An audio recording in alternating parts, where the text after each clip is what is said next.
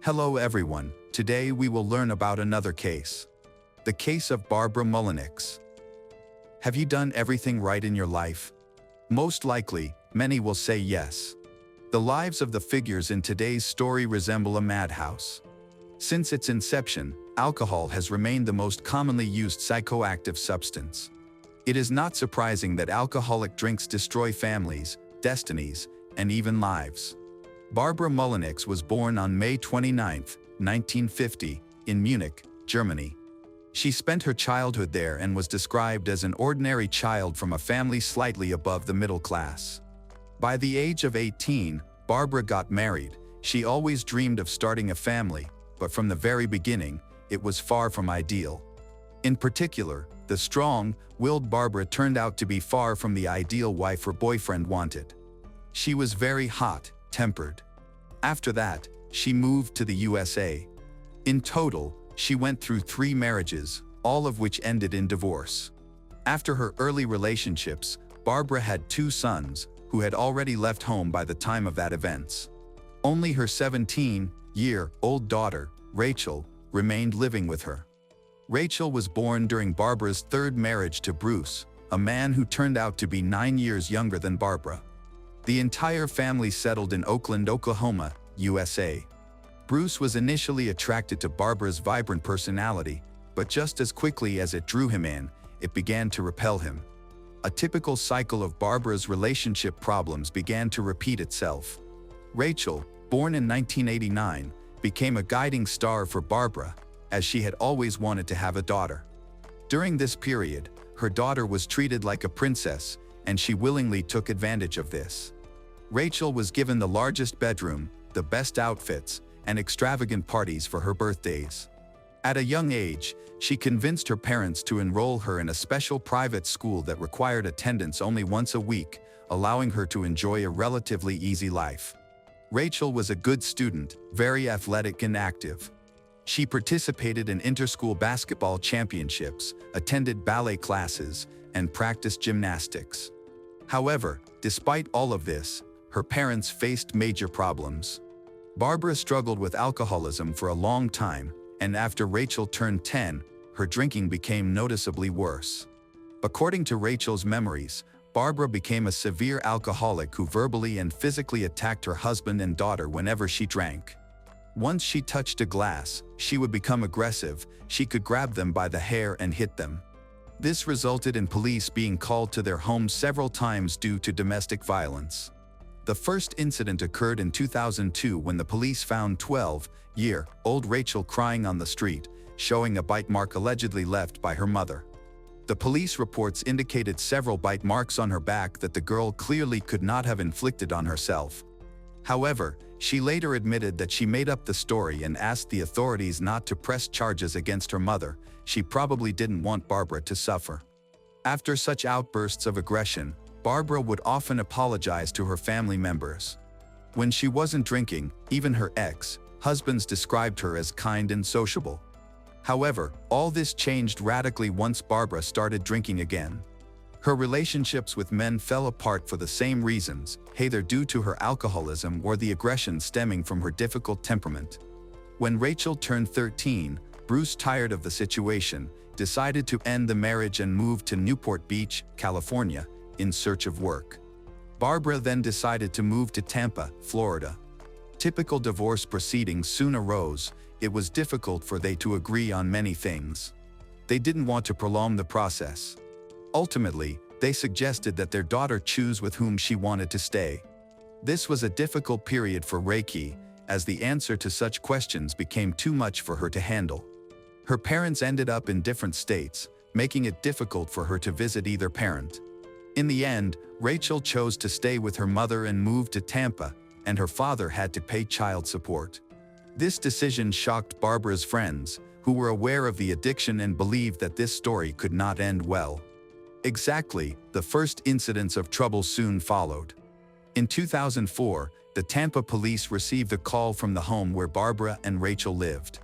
When law enforcement officers arrived at the scene, they found a woman in tears. She was very nervous and shaking all over. There were injuries on her body, some of which she clearly could not have inflicted on herself. Barbara was reluctant to communicate with the police, answering questions in monosyllables, but from her words, it was clear that these injuries were inflicted by her daughter, Rachel. At the time of the police's arrival, the teenager had run away from home.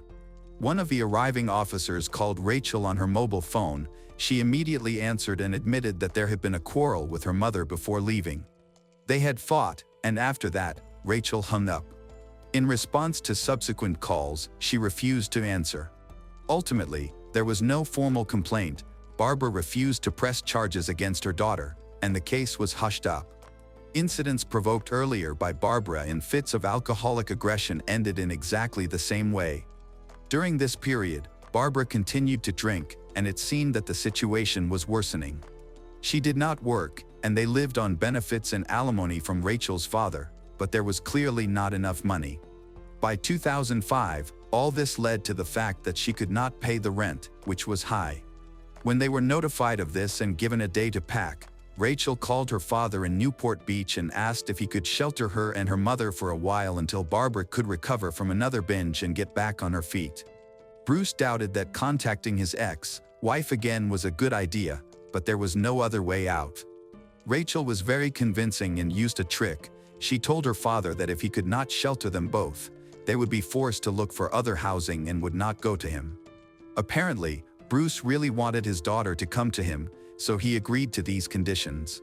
Rachel later admitted that she understood that without her, her mother would slide into a marginal lifestyle completely and have no way out. In the hope of saving her mother, she made this decision from the beginning. Barbara understood perfectly well that her ex-husband would be against it, so she was grateful to her daughter for her help. After receiving permission from Bruce, both packed their things and went to California. Newport Beach is now one of the richest and most prosperous communities in the United States, located south of Los Angeles. It has many beaches and premium real estate. Bruce owned an apartment there. In such areas, the crime rate is usually low, and violent attacks are committed extremely rarely, as criminal elements typically seek to profit. Unfortunately, with Barbara's arrival, the situation clearly became tense, which greatly upset Bruce. Despite the fact that the former spouses lived in separate rooms, they almost immediately began to quarrel. For Rachel, this move became an excellent opportunity to get to know the social life of the elite area of America. In any case, she and Barbara were focused on succeeding in the film industry to become famous. Barbara had already taken the first steps toward this dream. She got a job as an assistant on a set, actively attended castings, and made acquaintances. Everything went on as usual until May 2006, when the 17-year-old girl met a young man at a party. He was described as a quiet, athletic guy from a good family, good-natured and hardworking. During this period, he worked full-time, supported himself, was focused on his career and family. A romantic relationship quickly blossomed between them, and soon Rachel introduced him to her family.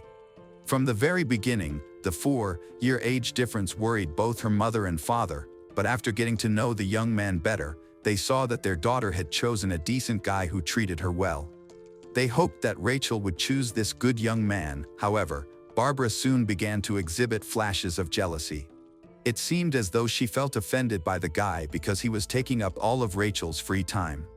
Rachel practically no longer devoted herself to her relationship with her boyfriend and pushed her dreams about Hollywood into the background.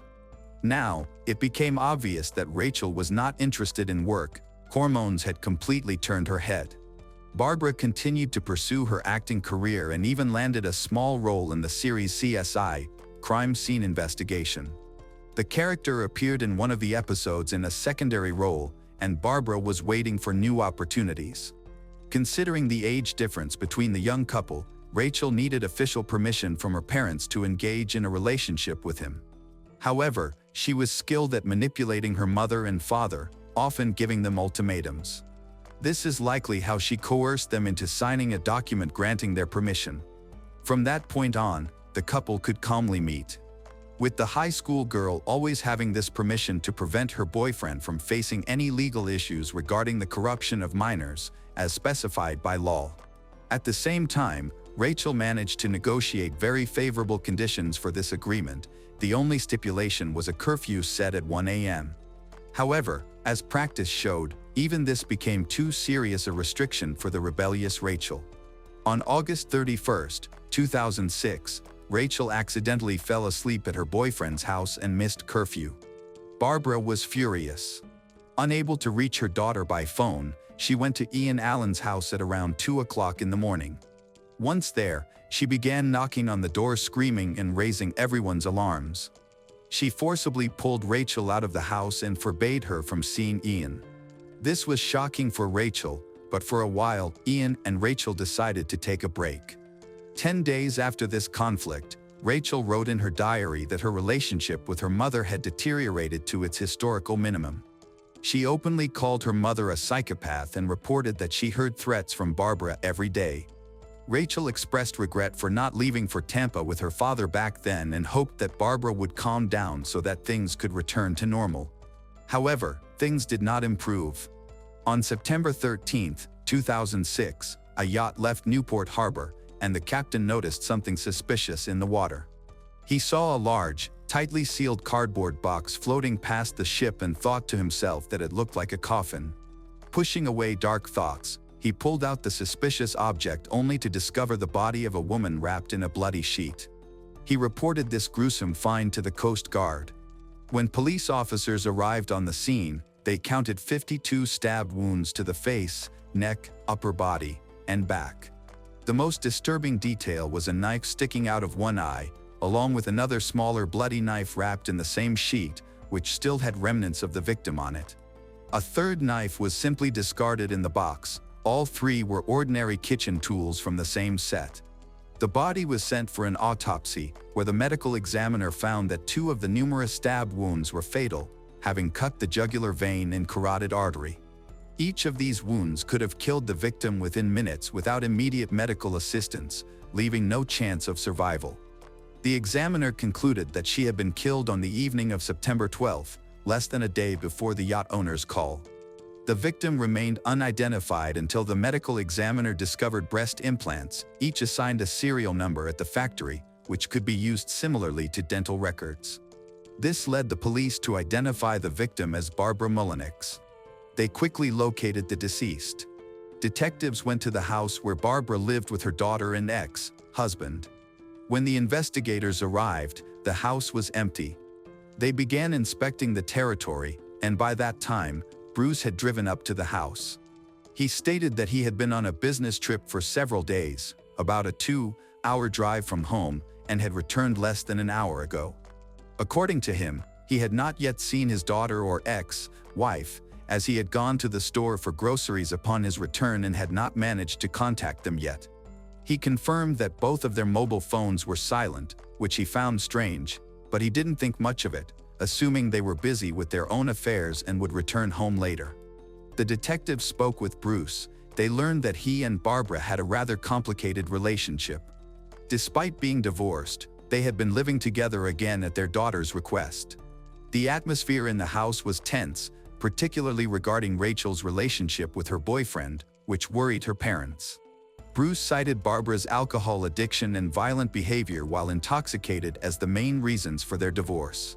He also admitted that Barbara occasionally used illegal substances, further aggravating her behavior. Soon, Bruce became a prime suspect, as he had a possible motive and could have provoked the circumstances leading to the attack.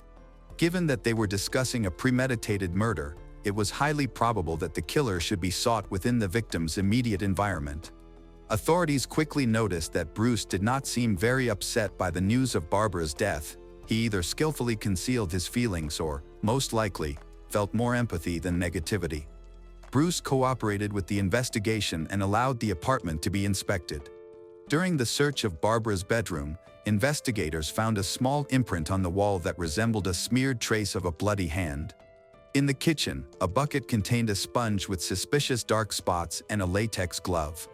It was evident that the hallway had been cleaned. On the table, there was a knife set missing several items that were identical to those found with the victim.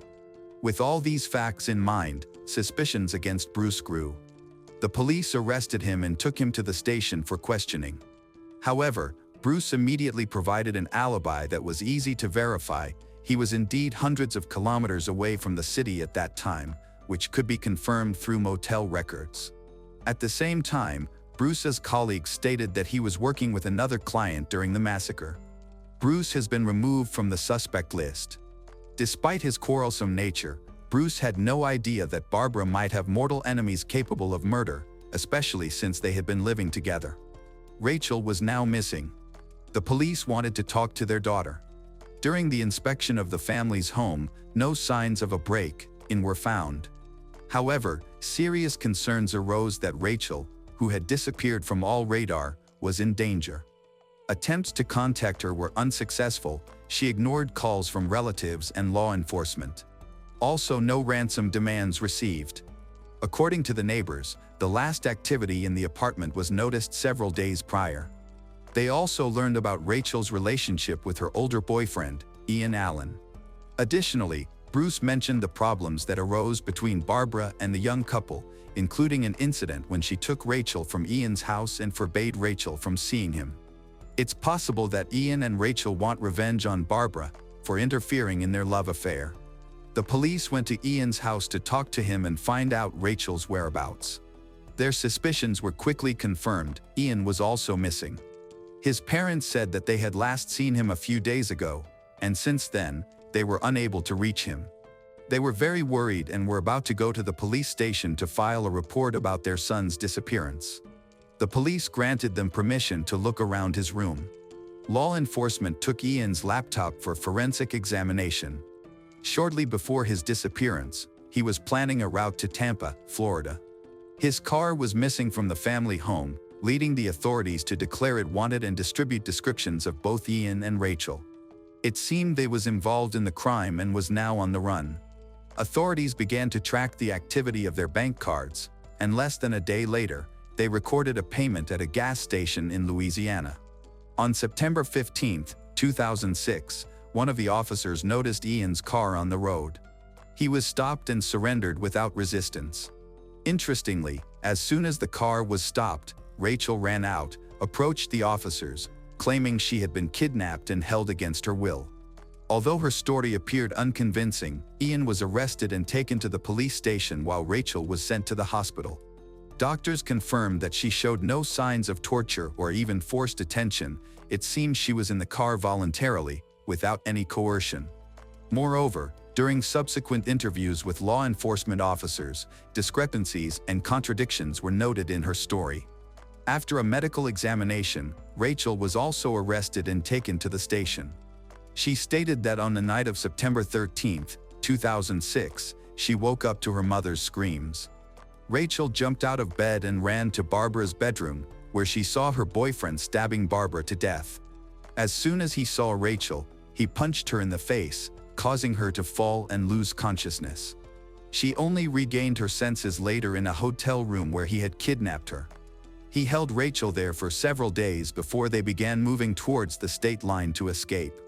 Rachel insisted that she had been kidnapped, but the police quickly gathered evidence suggesting that she was lying.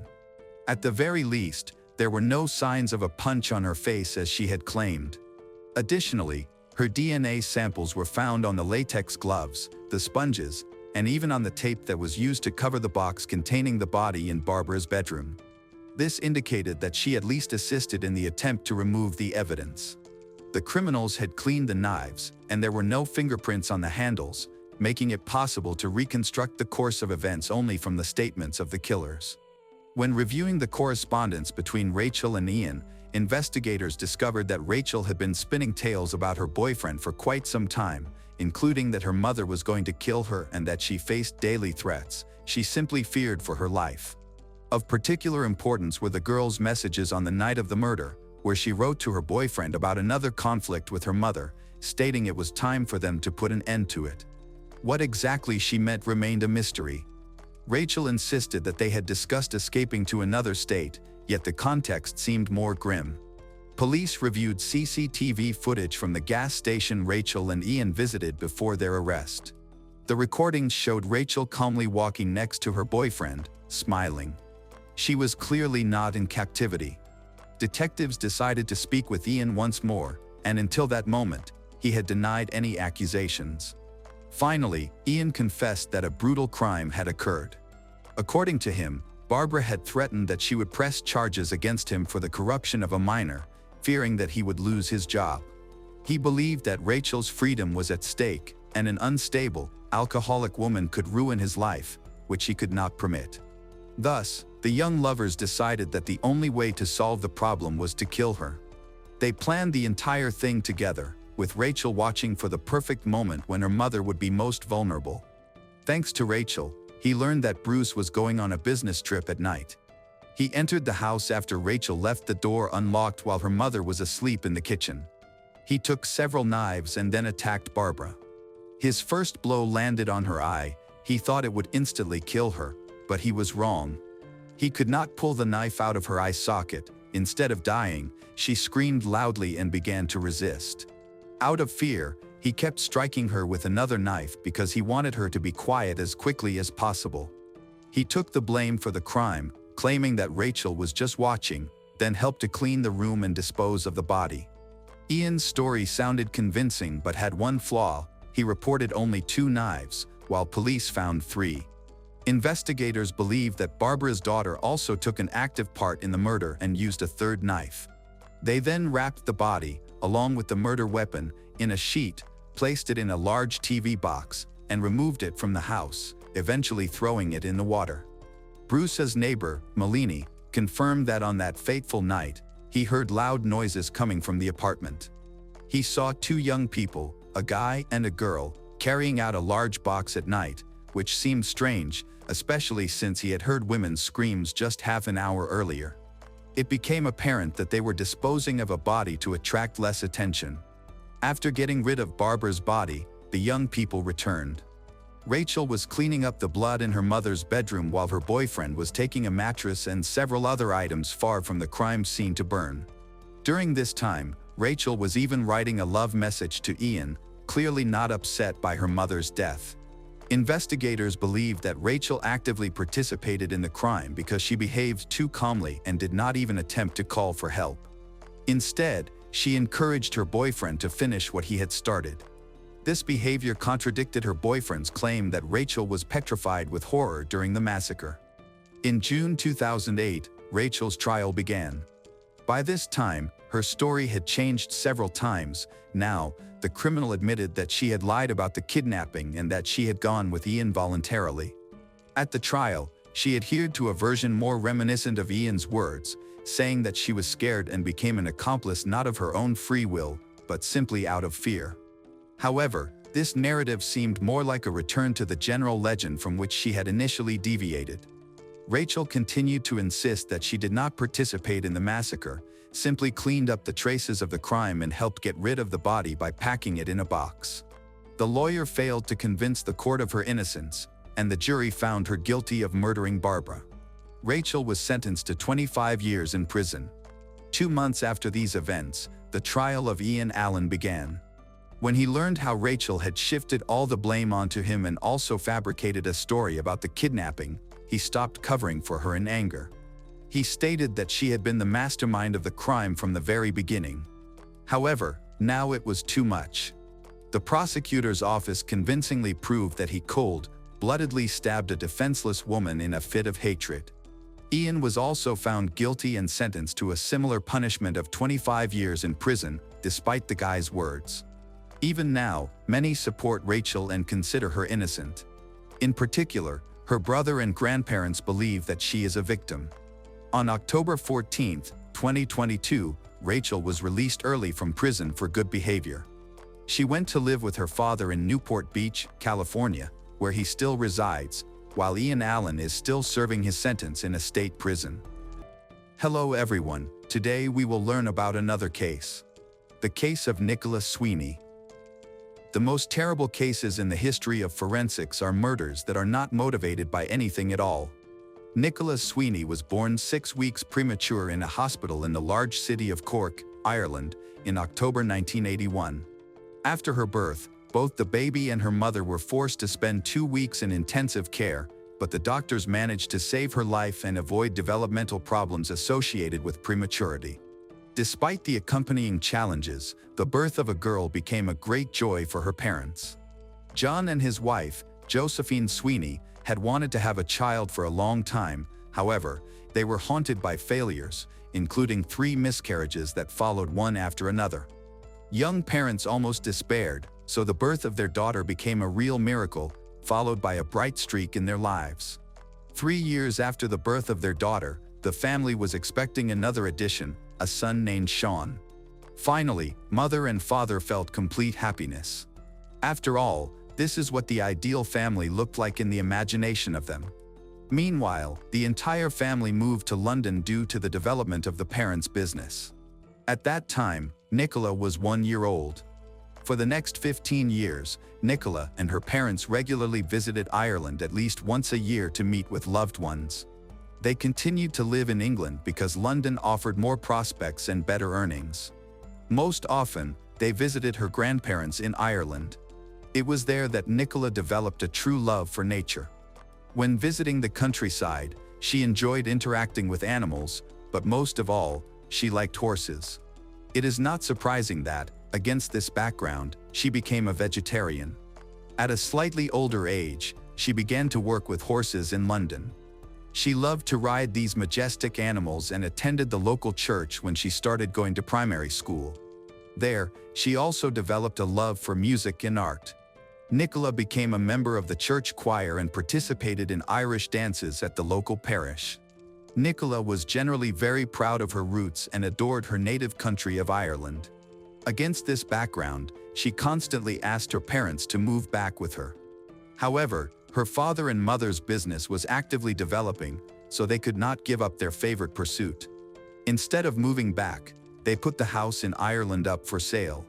It was a great family home, an almost century-old building located on a hillside overlooking the ocean, surrounded by greenery in a very picturesque area.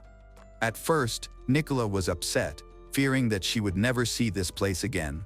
However, circumstances changed, and the parents' business began to gain momentum, providing enough funds for more frequent trips to Ireland.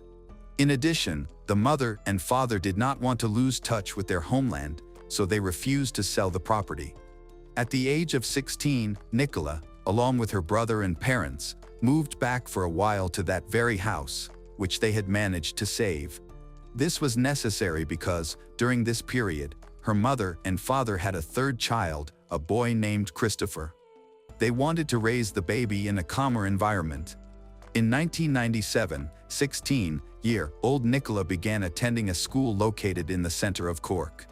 Due to the move, she had to change educational institutions again. However, she fit in well with new groups. A little later, Nicola met Sinead O'Leary, who was very similar to her in many ways, even sharing the story of her parents moving to London. Sinead's mother and father had also decided to return to Ireland. In 1998, just a year after Nicola's family moved back, the teenagers immediately became close. Their similar backgrounds and even appearances facilitated this bond. Both girls had a strong London accent, which made them stand out among the local teenagers. They were also quite shy, but Nicola supported Sinead, who entered this school a year later and faced great difficulties communicating with her peers. The girl did not fit into the team easily, and Nicola understood her struggles. She accepted Sinead as a kindred spirit. Their friendship began when Nicola suggested going to the cinema with a group of her friends during a break. The girls stepped outside to talk and ended up not returning for the rest of the film because they realized their similarities and became best friends. Nicola really valued this relationship. In the pages of her diary, Sinead wrote that Nicola had become a second family where she could behave naturally and be herself. Sinead had a tendency to take everything to heart, while her friend calmed her down. This was especially noticeable during exams. Sinead was very worried, but next to Nicola, she felt calmer, as if she were with an older sister. Nicola evoked strong feelings in many who knew her well. She had an excellent relationship with her brother Sean. The teenagers supported each other, especially when their parents were forced to travel to London for work. Nicola usually stayed behind, as her parents took Christopher with them, believing he was too young to be left in Ireland under the care of teenagers. Most of the time, their mother babysat while working. time as a waitress at a local cafe in the city's shopping center. Sinead attended another university and was frequently traveling to Dublin. Consequently, the girls began to see each other less often, but they maintained warm relations. Every time the friends were together, they simply talked and enjoyed each other's company, often spending the night and having fun. On the evening of Saturday, April 27, 2002, Sinead visited her friend. It was an ordinary day for them, as the students planned to spend the weekend together, hanging out in the city with friends. When Nicola turned 20 years old, she returned home from her part-time job to prepare for an evening outing to the city center. Her colleagues said goodbye to her that evening, unaware that it would be the last time they would see her alive. Nicola left the cafe at 7 p.m., and her best friend was already waiting for her near the house where she was preparing dinner. They discussed their upcoming exams. Their parents were in London and were not planning to return for another week. As usual, their mother and father had taken their younger brother with them. Sean was still working at the hotel, where he served as an administrator. Before going home, he called his mother and spoke for about 10 minutes, promising to call again later that evening. After 8 p.m., all three of them, Nicola, Sinead, and Sean, were at the family home having dinner. It seemed like an ordinary evening for the young people. Nothing foreshadowed the horrific events that would follow this gathering. Meanwhile, in a pub not far from the family home, three young men were unwinding: Barry Dolan, Cy McCarthy, and Peter Whalen. The latter was well known to law enforcement agencies due to his involvement in criminal activity. Peter was respected by no one, and everyone, friends included, feared his unpredictability. He had a criminal history, having been implicated in a robbery on Christmas Eve 2001. He had crashed a private party without an invitation, was thrown out, and returned to attack several attendees with a glass bottle, injuring a number of people, although fortunately, no one sustained serious injuries. All the victims lived near the Sweeney family, and while Nicola knew them, she did not associate with them. Additionally, their dangerous neighbor skillfully concealed his criminal dealings, so the heroine of the story generally viewed them with indifference. On that April evening, in the pub, the group of young men began to insult others present. Peter behaved threateningly, as if he were trying to provoke a fight. The bartender refused to serve him, hoping the group would leave the establishment. Peter pretended to agree, but it was a ruse. As soon as the bartender turned away, he jumped over the counter and grabbed a heavy ceramic ashtray. He intended to smash it on the bartender's head, but one of the patrons shouted in time. The man managed to dodge a direct blow, and the ashtray barely missed, causing only minor injuries to him. Following this, the police were called. Law enforcement officers checked the group of young people, who were all sober and showed no signs of injury. Peter and his companions were asked to leave. Frustrated, all three headed to Barry's house. However, his mother refused to let Peter and Cy stay overnight. Consequently, Peter decided to walk his girlfriend home. As they walked, she noticed how angry he was. He could barely contain his rage and walked a few steps ahead, fists clenched. Peter escorted his girlfriend home, but he still struggled to manage his anger. He felt humiliated for being thrown out of the bar and was unable to take revenge on the bartender. Additionally, the mother of his friend had refused to let him into the house, which insulted him further. In the end, filled with frustration, Peter headed home. However, he did not plan to stay there for long. Quietly, he took 2 kitchen knives. His mother was worried about why he was late. Peter insisted that he had been attacked at the bar, so he spent a lot of time talking to the police. After that, he silently left the house without telling anyone where he was going. He headed towards Sweeney's house, which was surrounded by a high fence, behind which was a garden. This did not stop Peter. He easily climbed over the fence and found himself in the courtyard. He walked along the driveway and tried to open the front door of the house. However, it was locked. Inside, 2 girls were having dinner. Nicola and Sinead and her friend were planning to go downtown after dinner. They were watching a movie but then decided to start getting ready to meet friends. At the moment when Peter entered the house through the window, all 3 were distractedly discussing their plans for the evening, completely oblivious to the impending danger. Meanwhile, Sean had decided to attend the 40th birthday party of his best friend's mother, which was taking place on the other side of town. He asked a friend for a ride to the event, but he arrived too early. Sean offered his sister and her girlfriend a ride to the center, but they weren't ready yet and refused. Instead, Nicola had already arranged for transport and didn't want to let him down. At 10:30 p.m., before leaving, Sean called his mother again, but she couldn't answer because she was trying to put the capricious Christopher to bed. Because of this, the woman missed the opportunity to hear her daughter's voice for the last time in her life. Sean left, leaving the two girls in the house. Sinead and Nicola were sitting on the bed in the bedroom, doing the final touches to their makeup. Nicola was facing the corridor while her friend sat closer to the door, but with her back to her. Unexpectedly, Nicola saw a dark figure appear on the stairs. The uninvited guest was silent, and Nicola couldn't understand who it was. She called out to the dark figure, thinking it was her brother Sean playing an unsuccessful joke, but the shadow didn't answer and began to move slowly toward the open door. When the stranger stepped into the light, Nicola realized it was Peter, her neighbor. He didn't immediately take out the knives but silently attacked Sinead. He delivered the first blow, hitting her several times with his hands and feet. The girl was disoriented and fell to the floor, but the villain continued to beat her before pulling out one of the knives and continuing the assault with a deadly weapon. At this point, she was paralyzed with horror and simply begged Peter to stop. Additionally, he acted quickly, and Nicola barely had time to gather her thoughts to help her friend. But the criminal wasn't done. Sinead suffered more than a dozen knife wounds while lying on the floor, desperately resisting. Peter stood over her, using his weight to prevent the girls from screaming or crying, while the attacker relentlessly struck blow after blow. Finally, distracted from his first victim, he looked at Nicola and took out a second knife, screaming as he rushed at her. At that moment, Nicola regained her senses. She ran in the hope of reaching the phone or getting outside to call for help. In her attempt to escape from the attacker, she received 11 stab wounds. The killer blocked her exit from the room, leaving her with only one escape path through the open window. Nicola, in despair, tried to get out. At that moment, Peter caught up with her, stabbing her in the heart before continuing the attack.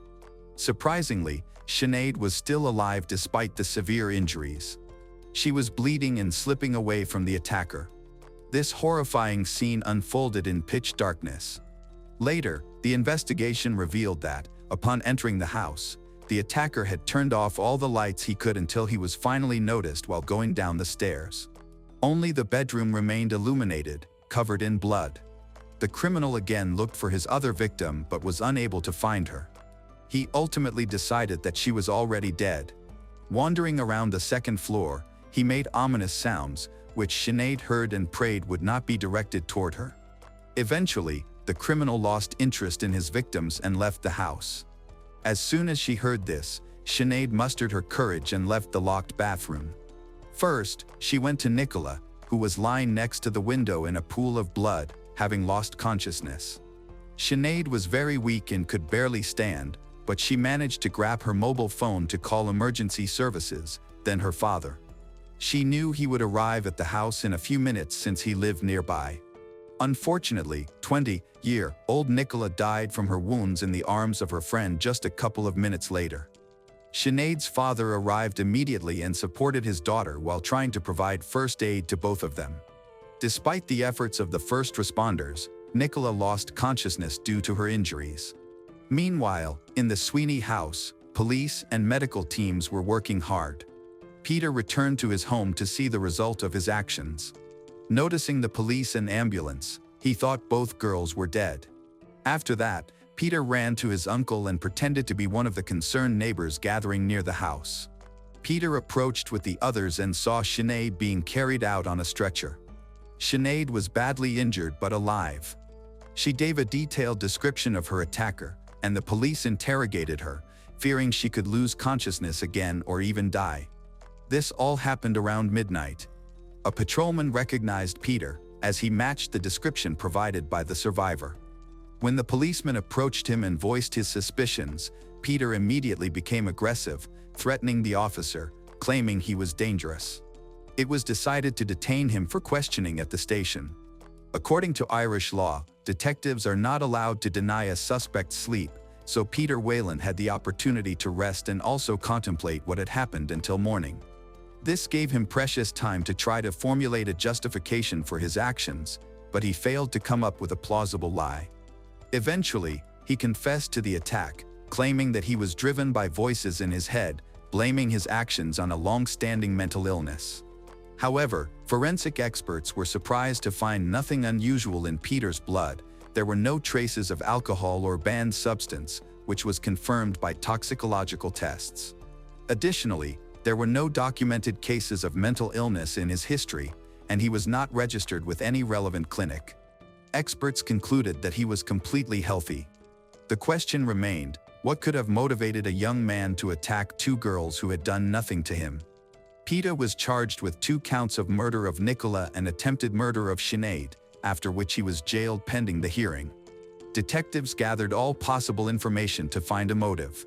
Nicola was buried in County Kerry, near the place of her birth, which her mother always associated with the happiest moments of her life. Meanwhile, the doctors managed to pull Sinead back from the brink, but her face was covered with scars from the attack. The road to her physical and mental recovery would be long. On October 31, 2002, a hearing was scheduled for the case of murder and attempted murder.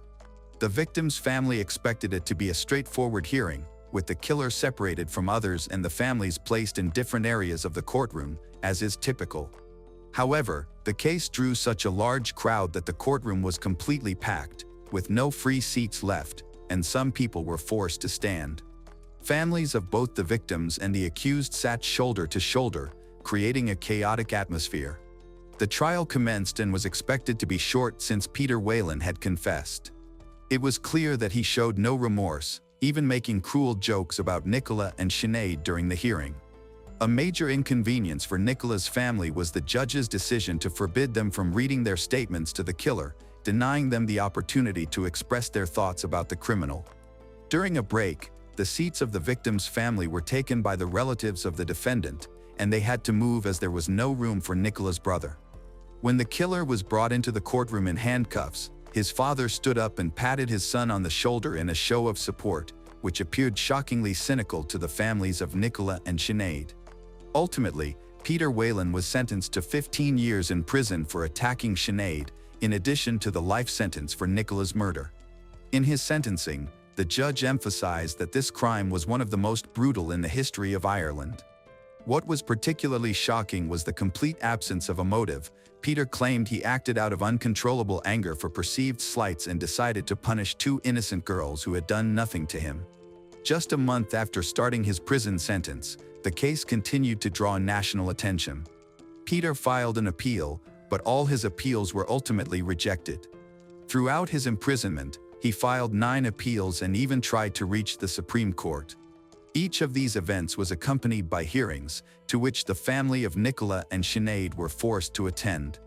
Peter seemed determined to force them to relive the circumstances of the attack again and again. They could not ignore these court summons because they did not want to give this monster even the slightest chance to achieve a mitigated sentence. Against the backdrop of Peter's impudent behavior, numerous questions arose about the legal system. Under Irish law, the appeal fee and the provision of a lawyer from the state are paid for by taxpayers. Hundreds of thousands of euros were spent on this. In fact, the victims of the attacker were paying for him to get a chance at freedom to continue his crimes.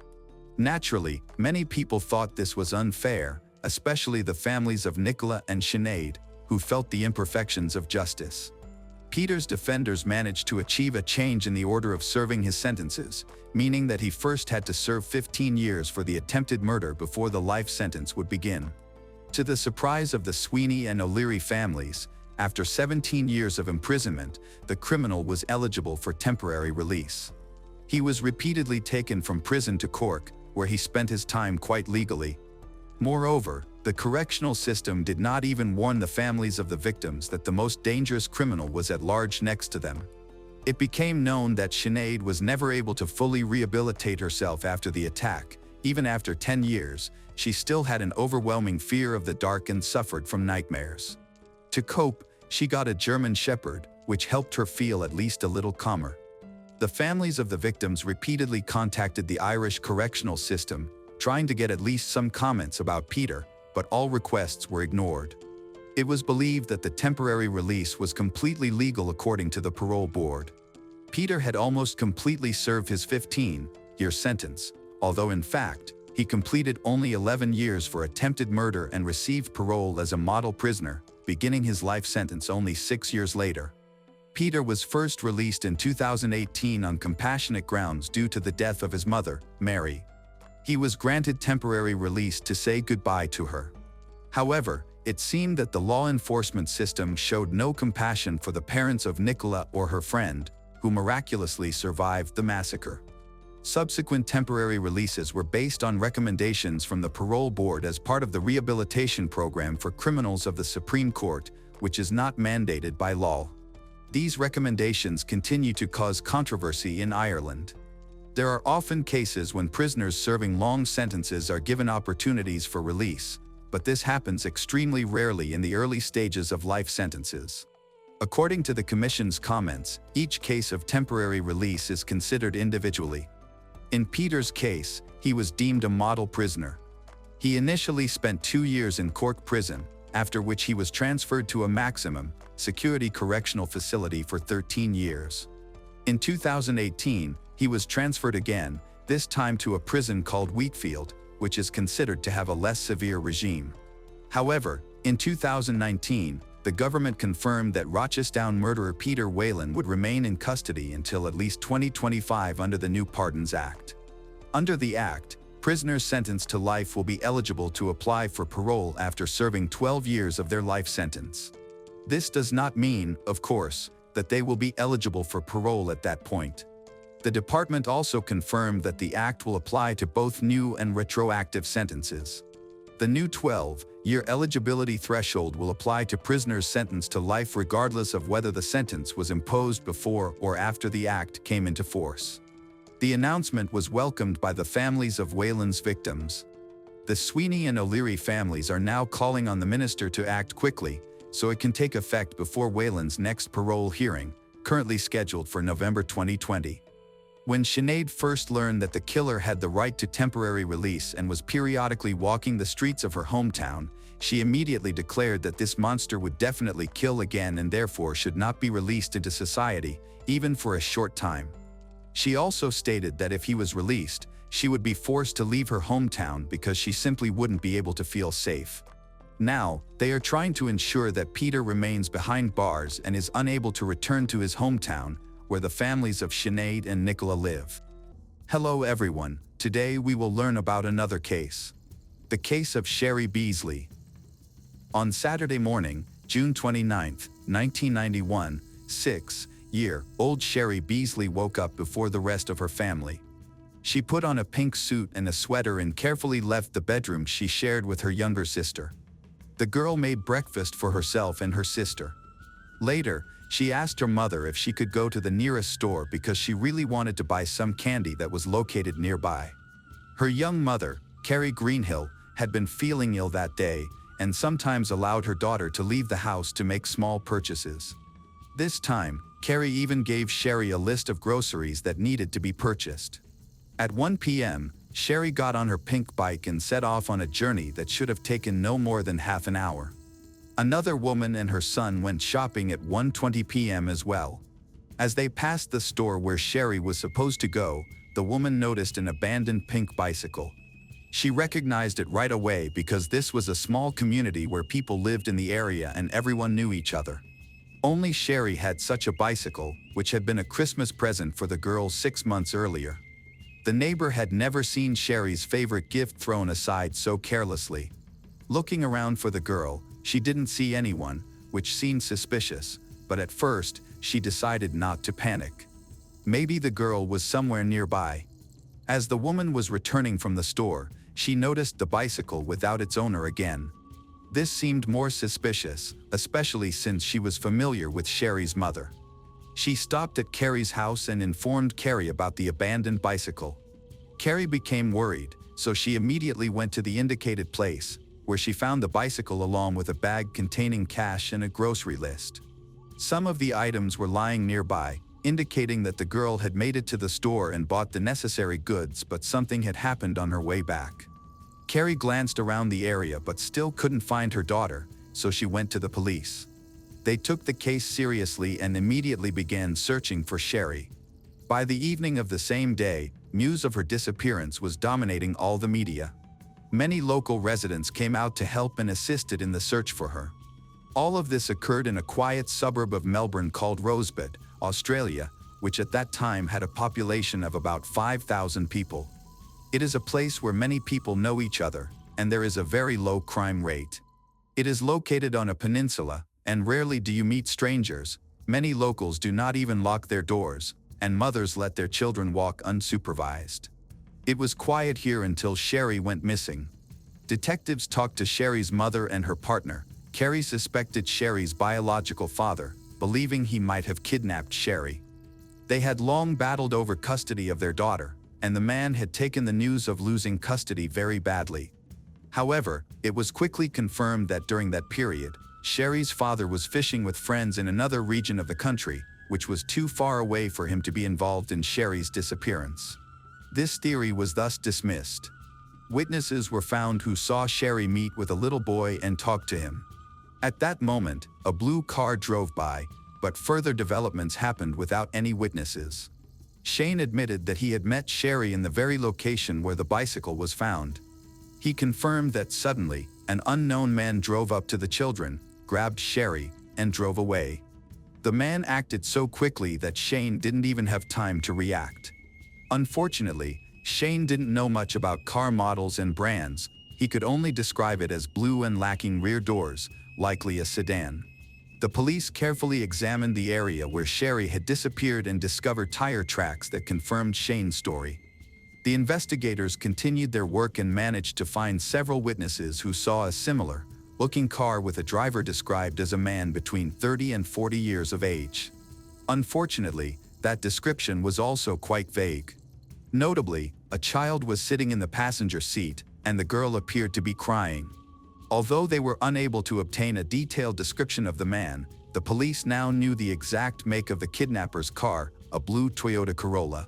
It was a fairly popular model at that time, and in the area, there were about 700 similar cars registered, so the scale of the work only increased. A witness named Margaret Hobbs approached the site. She is a former law enforcement officer who has spent recent decades conducting rehabilitation therapy for assault-prone criminals in a private setting.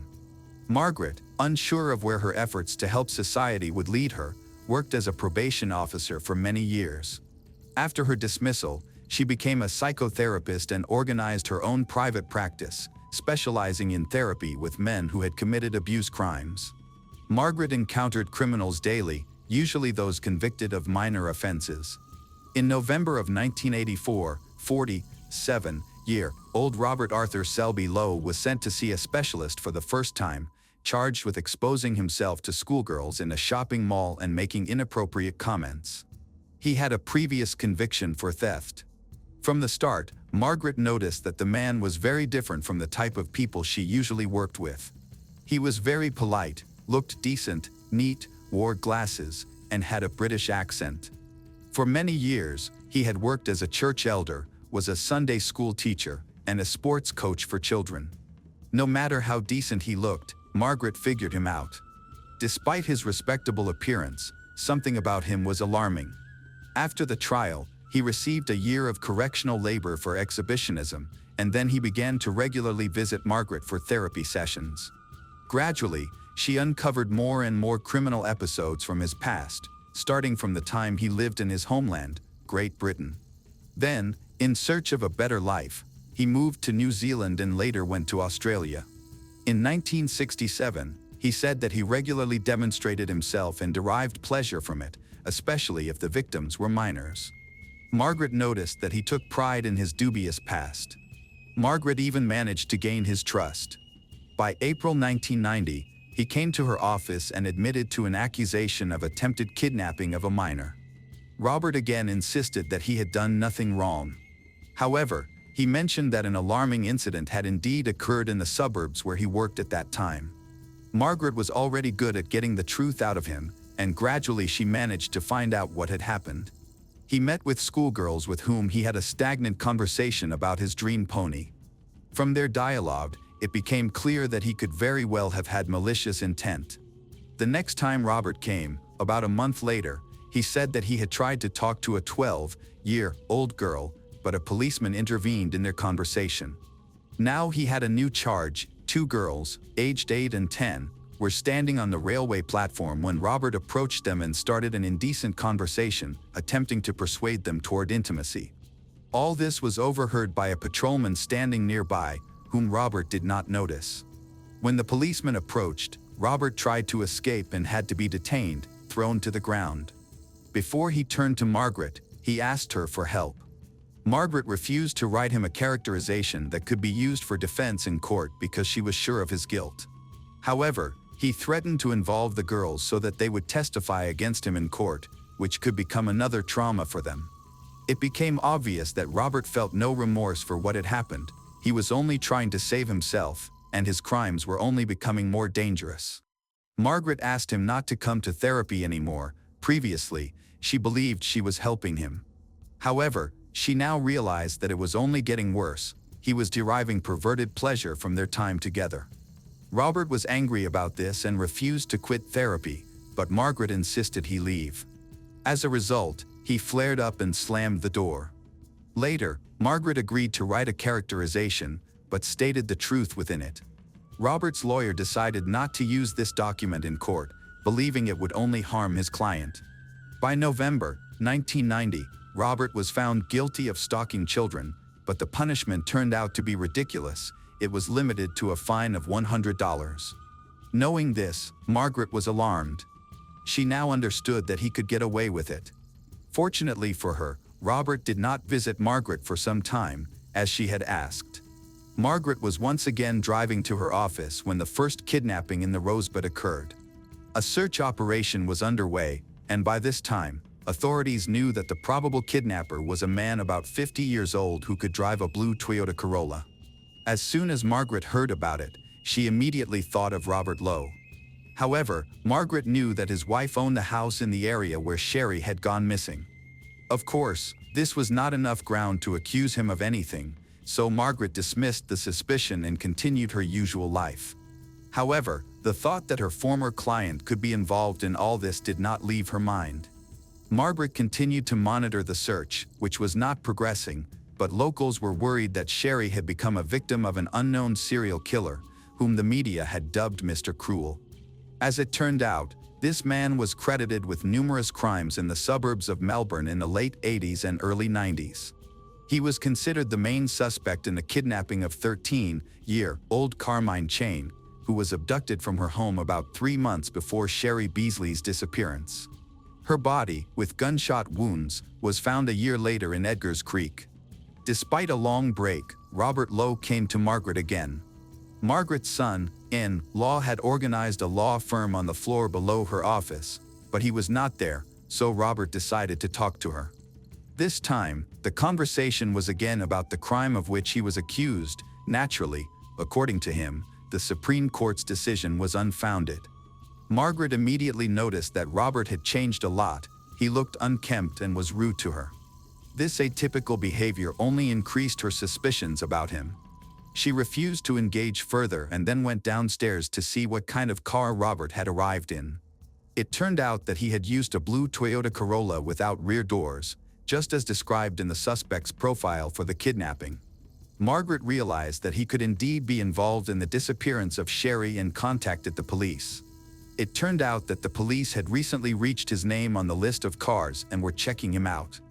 Robert matched the description of Sherry's kidnapper quite well in terms of age, appearance, and the make of the car. It was also discovered that Robert had a criminal past concerning harassment of minors, which looked especially suspicious. Then detectives had a conversation with him. Robert appeared too nervous, reluctantly answered questions, but quickly remembered what he did on the day of Sherry's kidnapping. His answers seemed dubious. Now, Margaret was sure of his involvement. The police arrived at Robert's house and took his car away for forensic examination. Robert himself was arrested and taken in for questioning. He was allowed to make one phone call and immediately reached out to Margaret, asking her to recommend the best lawyer she knew. Margaret advised him to stay with the lawyer who had already handled his previous cases. Then, Robert was released due to insufficient evidence. A month later, he came to work looking disheveled and sloppy as usual. According to him, detectives had interrogated him for more than 4 hours, but he refused to provide fingerprints and DNA samples. Without irrefutable evidence against him, the detectives could not proceed without his voluntary permission. However, suspicions against Robert were not unfounded. At the time of Sherry's disappearance, he provided an alibi that no one could confirm. During his communication with the detectives, Robert changed his story several times, which further strengthened the suspicion against him. When they tried to check the alibi, the time periods Robert indicated did not match the statements of witnesses, including his friend, employer, and wife. Even Robert's wife began to notice oddities in his behavior that day. Robert claimed he was not in that area, but several people saw him there. He returned home only in the evening, quickly changed his clothes, and threw his things in the washing machine, which he had never done before. He thoroughly washed his car. Curiously, he now lived in a country house not far from the place of Sherry's abduction. From the first meeting with Margaret, he insisted that he was innocent of Sherry's kidnapping and was sure that the police wouldn't find any evidence against him, allowing him to start a new life. 3 months after Sherry's disappearance, on September 24, 1991, 2 girls were riding horses along a country road about 10 kilometers from Rosebud. They smelled something unpleasant and went to investigate. Inside, the girls saw decomposed remains, but initially mistook them for a kangaroo. The next day, when they passed by again, they realized that scavenger animals had pulled the bones into the open. They then understood that what they saw was not an animal, but rather the remains of a small person who was wearing a pink tracksuit, matching the items of clothing that Sherry Beasley had been described as wearing. The girls went to the police and reported their frightening find. Forensic examination identified the remains as belonging to the missing 6-year-old girl, Sherry. During this period, Robert Lowe became a regular customer of Margaret. When she heard that the child's body had been found, she spoke to him about it. He clearly became nervous and inappropriately added that he had no idea where the body could have been found, even though Margaret did not ask him about it. She noticed that her client's behavior became increasingly erratic with each meeting, he more nervous each time. During this period, Margaret became convinced that Robert was responsible for the crime. It felt like a game of cat and mouse. Margaret knew that Robert would deny his guilt to the last. However, he liked to talk about what happened, and gradually, he revealed more and more details that he could not have known. Robert's house was searched. He was brought in for questioning several times, during which the suspect insisted that he was not guilty and had an alibi. Robert was under surveillance. It was found that he often visited public places where he watched girls and satisfied himself. Newspaper clippings and articles related to the kidnappings of Carmine Chain and other girls were found in his house. He did not just collect them but also made strange notes. All of this resembled some kind of madness, which was even confirmed by his wife. According to her, he talked about it so often while they were still living together that she was forced to ask him to stop. Now, she was determined to get a divorce. Finally, 2 detectives visited Margaret Hobbs and reported that they were investigating Robert's case, his probable involvement in the murder of Sherry Beasley. At that time, they still had no evidence. Additionally, Margaret did not want to violate medical ethics and disclose details of her therapy sessions with Robert. However, she began to doubt, realizing that he bore a striking resemblance to the real criminal. The detectives decided to act discreetly and secretly from Margaret. They installed a small microphone above the office, allowing them to listen to all of Robert Lowe's visits. Investigators were in the next building, eavesdropping on his revelations. One time Robert came in for therapy, he mentioned that he might know where the body was found, as one day he and his wife were walking there. Then, Margaret asked him to point to the location on a map. A stroke marked the location. Margaret checked and found that this mark precisely coincided with where the body of Sherry had been discovered. It seemed that this could not have been a mere coincidence. During the next visit, Robert entered the office and suddenly began to talk about how the child's body might have been eaten by insect larvae. This struck Margaret as inappropriate and alarming. She saw a small foreign object. Margaret quickly realized it was a larva. In anger, Margaret demanded he leave the office. Robert complied, leaving behind the plastic bag with which he had come. When Margaret looked inside, she found it was filled with larvae. By March 1992, Robert came to see Margaret again. At their meeting, he stated that he was inclined to block memories of the terrible deeds he had committed, to the extent that he truly could not remember anything. Margaret asked if this could be connected with the death of Sherry Beasley. He admitted that it indeed could be the case. However, he was more worried about the divorce, which he was struggling with. Robert continued to talk but did not say anything specific until April 1, 1992, when he finally told Margaret that he wanted to tell the truth. She agreed to help, after which he began his story. Robert said, on June 29, 1991, he was driving along the road when he noticed two children arguing on the street. It was Sherry and her friend, Shane. He stopped and offered Sherry a ride to avoid the conflict. She agreed, sat in the passenger seat, and buckled up. As he drove away, Sherry suddenly began to choke. She looked scared and panicked. By the time Robert stopped, the girl had stopped breathing. He checked her pulse and realized that she had died. His first thought was to dig a grave to dispose of the body. However, he didn't have a shovel. Robert wanted to take Margaret to where he left Sherry's body. Margaret was horrified but determined to obtain a complete confession, so she agreed but requested a couple of hours to prepare and settle some business. When Robert Lowe made his confession, the police were informed.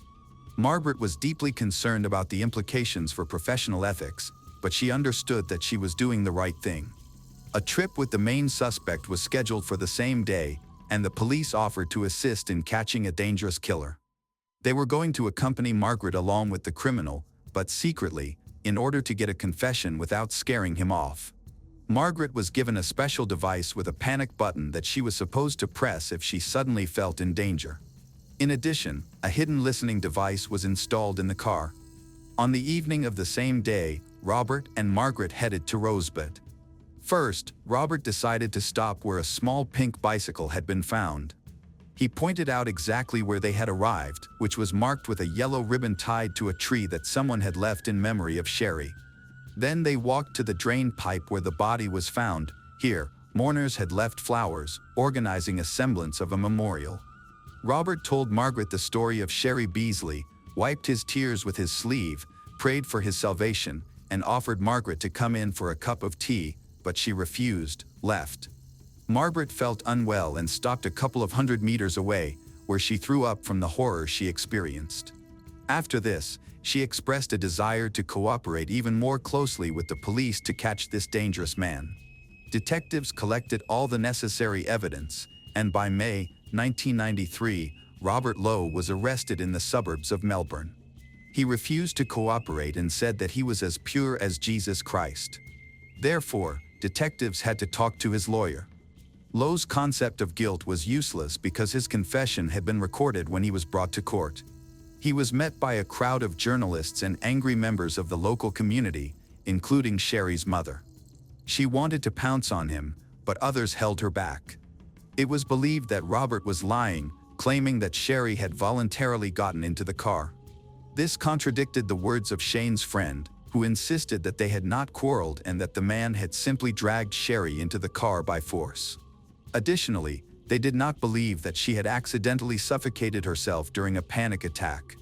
Unfortunately, Sherry's body was found too late, making it difficult to establish the exact circumstances. Although he was in prison, new details of the crime emerged thanks to the testimony of a cellmate. However, these details needed to be checked and confirmed before the jury. His story about the killer was questioned, Robert, so the cellmate was offered to wear a wiretap to elicit more information. A legend was invented, according to which the cellmate had a good lawyer who could help Robert, but to do so, he needed to know exactly what happened. This story looked plausible, and the cellmate managed to convince him.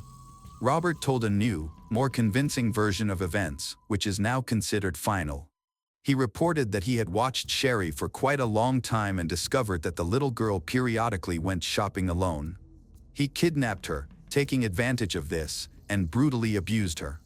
After that, he strangled her with his hands. Robert disposed of the body by throwing it down the drain and discarded the clothes because they had too many traces of his DNA on them. The trial of Robert Arthur Selby Lowe began in October 1994, with Margaret Hobbs becoming the prosecution's star witness and testifying for 4 days. His cellmate expressed gratitude to the detectives who allowed him to put a dangerous child killer behind bars. The jury deliberated for 5 hours and found Robert guilty of kidnapping and murdering Sherry Beasley. He was sentenced to life imprisonment for first-degree murder and an additional 15 years for kidnapping.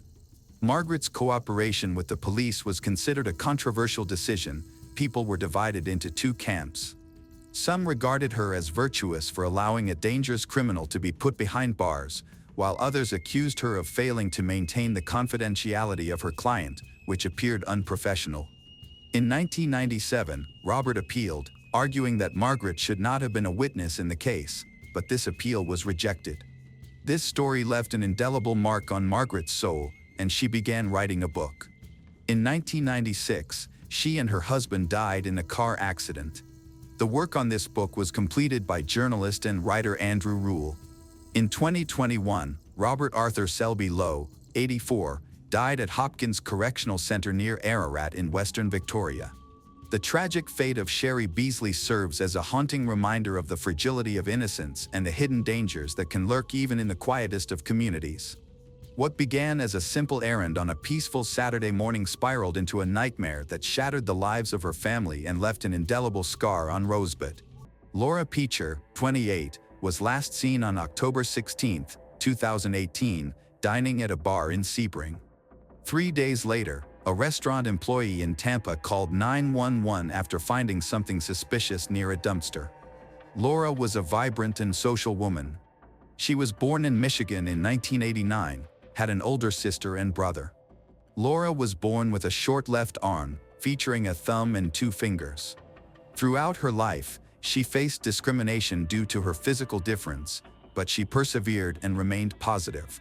Laura worked as a job coach at Goodwill, supporting individuals with physical and mental disabilities. Despite her own challenges, her disability was just a part of her unique character. Laura grew up in Michigan before moving to Sebring, Florida, at age 26. She relocated to assist her aging grandmother, demonstrating her caring nature by leaving her job to be there for family. On the morning of October 19, 2018, a 911 call was made by restaurant employees who discovered a woman's body near a dumpster behind their establishment. They reported a foul odor, initially suspecting it was from a dead animal. Upon closer inspection, they found what appeared to be a deceased woman. When detectives arrived, they found the victim face down, partially undressed, with a plastic bag over her head, part of the body covered by a wooden board. She was identified as Laura Peacher, wearing a dress that had been pulled down below her breasts. Her hands were tied behind her back with a purse strap. A search of the dumpster uncovered a clear plastic bag containing personal items, including mail and a wallet with an identification card. Investigators discovered that Laura was not from Tampa but lived in Sebring, Florida, roughly 2 hours away. She owned a silver Toyota Tundra pickup truck, which she likely used to travel to Tampa. However, her pickup truck was not found in the parking lot near the crime scene. It was later reported as stolen and added to a law enforcement database for recovery efforts. Investigators spoke with the restaurant manager about the situation. The restaurant owners had cleaned the parking lot just 2 days before, on Wednesday. Since Laura's body was found on Friday morning, it was likely placed there between Wednesday and Friday.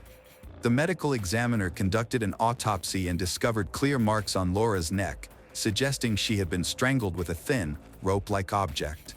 Additional signs on her body indicated that she had been on the ground for an extended period, with noticeable discoloration of her skin. The medical examiner determined that Laura had died on Wednesday, 2 days before her body was found. Meanwhile, 1,200 miles away in Michigan, police informed Laura's family about her death. Her parents were devastated and made a 20-hour journey from Michigan to Sebring. Meanwhile, her pickup truck was still missing. The investigators knew they needed to piece together the timeline of Laura's final hours to solve the case. They aimed to uncover why Laura had traveled from Sebring to Tampa, who she had met, and the whereabouts of her pickup truck. Detectives first examined Laura's cell phone records.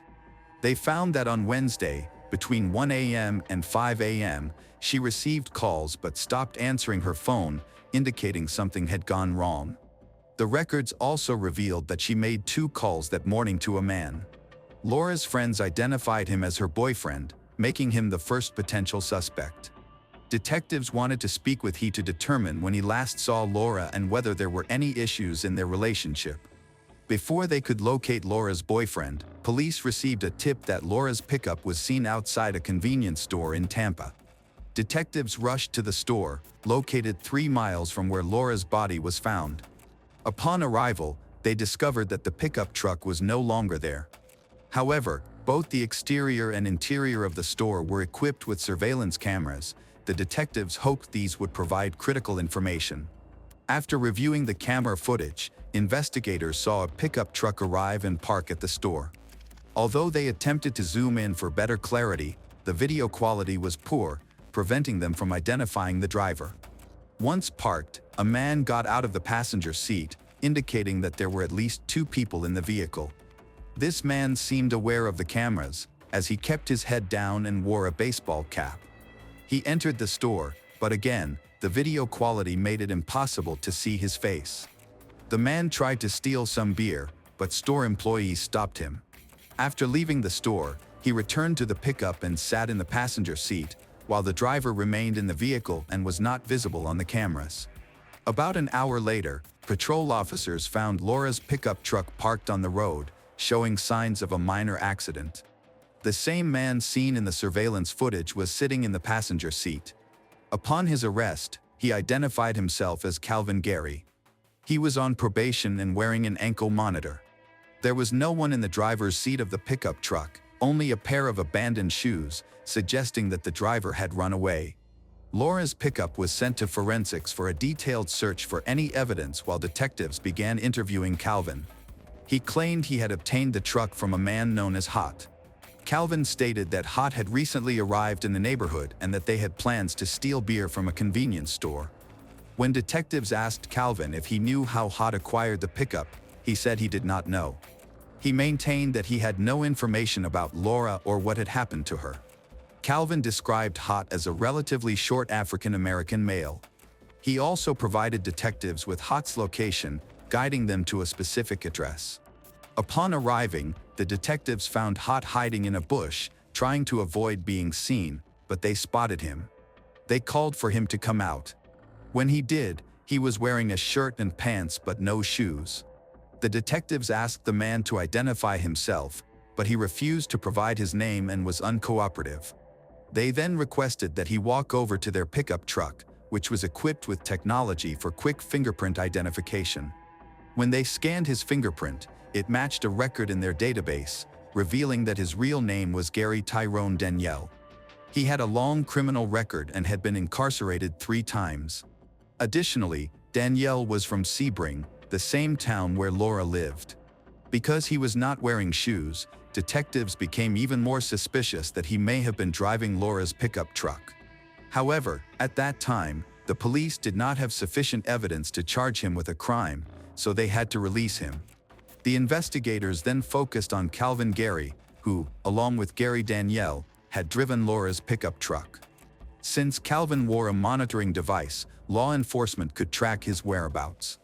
They found that he had never gone to the dumpster where Laura's body was discovered, nor had he visited Sebring, where she lived. Because of this evidence, the police ruled him out as a suspect. After interviewing Laura's boyfriend, detectives also cleared him as a suspect thanks to his solid alibi. He told them that on the evening of Tuesday, October 16th, Laura had gone to a bar in Sebring. This detail was significant since Laura had been at the bar the night before her death, prompting detectives to visit the bar and talk to the staff. The manager revealed that Laura often stopped by for a meal since she lived nearby. The last time she had been there was on the night of Tuesday, October 16th, and she appeared to be friendly and happy, with no unusual behavior noted. Detectives discovered that the establishment had surveillance cameras that recorded everything. They reviewed the footage, which confirmed the bar manager's account. Laura was wearing the same dress as when her body was found. She was sitting at the bar, chatting with a waitress, had not ordered any alcohol, and nothing unusual was happening.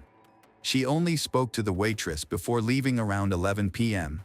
Further investigation revealed that about 4 hours after Laura left the bar, a witness saw her with a man. Around 2:45 a.m., the witness spotted her at a gas station near a convenience store on the other side of town. At that time, Laura was in her pickup truck and appeared to be fine. There were no signs that she was in distress or needed assistance. The witness also stated that Laura drove away with a man. Investigators went to the gas station where Laura was last seen and reviewed the surveillance footage. At 2:54 a.m., they saw Gary Danielle enter the store to buy cigarettes and talk to another customer before leaving. Another camera recorded Laura's pickup truck backing out of the parking lot and onto the highway. This sighting aligned with an eyewitness report stating that they saw Danielle and Laura together at the gas station near Sebring early Wednesday morning. To find clues linking Gary Danielle to Laura's murder, investigators examined items found in a dumpster. They discovered a partially torn ATM receipt that provided details leading law enforcement to a specific ATM at a gas station in Lakeland. The receipt showed a transaction occurred at 3:30 p.m. on Wednesday, 12 hours after Laura was last seen in Sebring. Detectives then visited the gas station where the ATM was located, hoping the surveillance footage would help them solve the case. After reviewing the footage, investigators located Laura's pickup truck, but they couldn't identify who was inside. Luckily, there were several cameras, and after the truck was parked, they captured Gary Danielle getting out and walking to the store. He withdrew cash from the ATM, purchased a soda, and then left the store.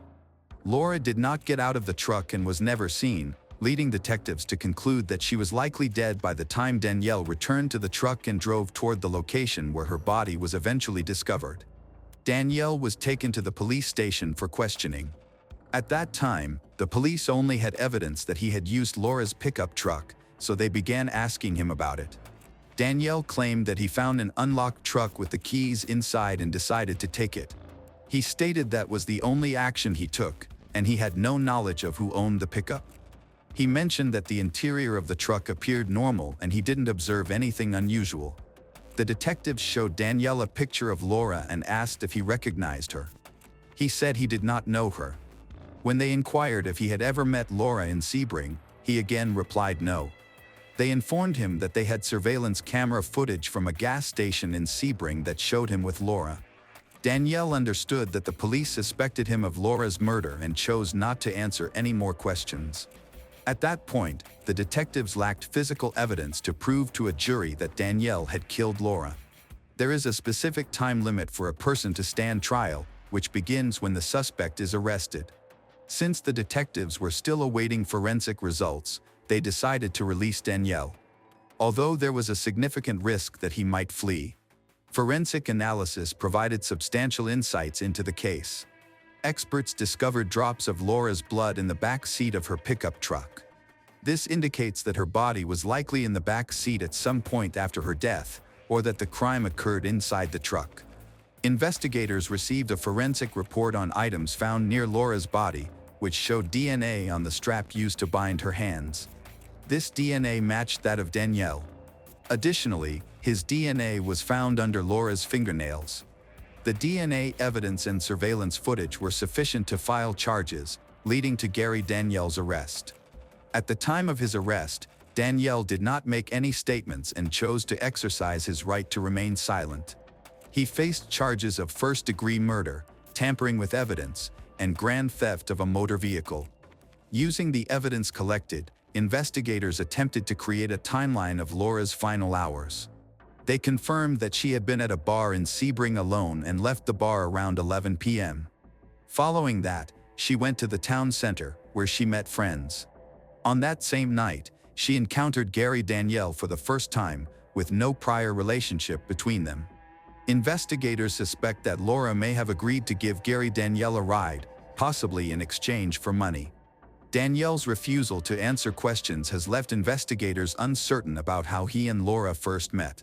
However, it is known that Laura and Danielle were seen together at a gas station, where an eyewitness confirmed that Laura appeared alive and unharmed in her pickup truck. After leaving the gas station, something occurred that led to Laura being found strangled in her truck. The exact location of the truck at the time of her death is still unknown. 12 hours after the last sighting of Laura's truck in Sebring, surveillance cameras captured it at a gas station 25 miles outside of Tampa. At that time, Danielle was withdrawing cash from an ATM. He then drove to Tampa, where he concealed Laura's body next to a dumpster in a restaurant parking lot. Her body was discovered 2 days later. The trial for Laura's murder did not begin until nearly 3 years after her death, a delay largely due to global events. Laura's father, Art Peacher, spent a long time waiting to confront the man responsible for his daughter's death in court. Rather than condemning Danielle, he chose to remember Laura by sharing a story about her kindness. Art recalled an incident where a young boy pointed out Laura's short arm, and another boy mentioned her asthma. Laura responded, "Don't you know there's something wrong with everyone?" Her father presented several items in court that belonged to his daughter, including her journal. The cover of the journal had the phrase, "Live the life you've imagined." Inside, she had written about her dislike for cooking since she lived alone and had no one to help with the dishes. She also expressed her hatred for littering and shared her thoughts about her 4 tattoos. The most significant tattoo for her was a blackbird, which was a tribute to her sister-in-law who had passed away, inspired by a song. On August 24, 2021, Gary Danielle, age 50, pleaded guilty to second-degree murder as part of a deal with state prosecutors. In return for his plea, he accepted a 30-year prison sentence. He also confessed to charges of tampering with evidence and stealing a motor vehicle. During the short court hearing, Danielle, who is bald, has a short gray beard, and was dressed in orange jail clothing and handcuffed, remained silent in the jury box and did not address Laura Peacher's family. While the guilty plea concluded the legal proceedings, it left many questions unanswered, such as the reasons behind Laura's murder and how she came to be in contact with Danielle. Zuzu Verk was born on April 22, 1995, in Keller, Texas. She grew up in a warm and loving family alongside her parents, Glenn Verk and Lori, and her older brother, Miles. Her brother described her as the brightest light in their lives. Zuzu attended Timber Creek High School and, after graduating, moved to Alpine, Texas, to study at the local university. She chose to major in conservation biology, driven by her passion for protecting the planet's wild spaces and creatures. Her academic achievements were impressive. She had recently made the dean's list and was in the process of transferring to Texas University for her senior year. She was not only a dedicated student but also ambitious, idealistic, and focused on her goals. Her love for nature influenced her vision for the future. After college, she dreamed of living in Japan, where she could combine her passion for travel with her environmental advocacy. While in Alpine, she became involved with Robert Fabian, a young man 4 years her senior. At first, the relationship was based solely on attraction, but gradually became more complicated. Robert's charm attracted Zuzu, but her family, particularly her mother Lori and brother Miles, had some concerns about him. Lori viewed Robert as self-centered and dismissive, while Miles felt he was controlling and worried that he didn't support Zuzu's ambitions, particularly her desire to leave Alpine and pursue her dreams. Zuzu herself had similar worries. While she remained in the relationship, she confided in her mother that she couldn't envision a future with Robert. It felt more like a relationship of convenience than one based on genuine connection. Despite this, she remains kind and hopeful, reflecting her personality as she prepares to inform Robert about her transfer and her next choice. The last conversation Lori had with Zuzu was on October 10, 2016. Zuzu was excited to share that she was transferring to Texas University and ending her relationship with Robert. He had planned to take her to a movie the following night. Lori had no idea that this would be the last time she would ever hear her daughter's voice. As days went by without any word from Zuzu, worry turned into panic.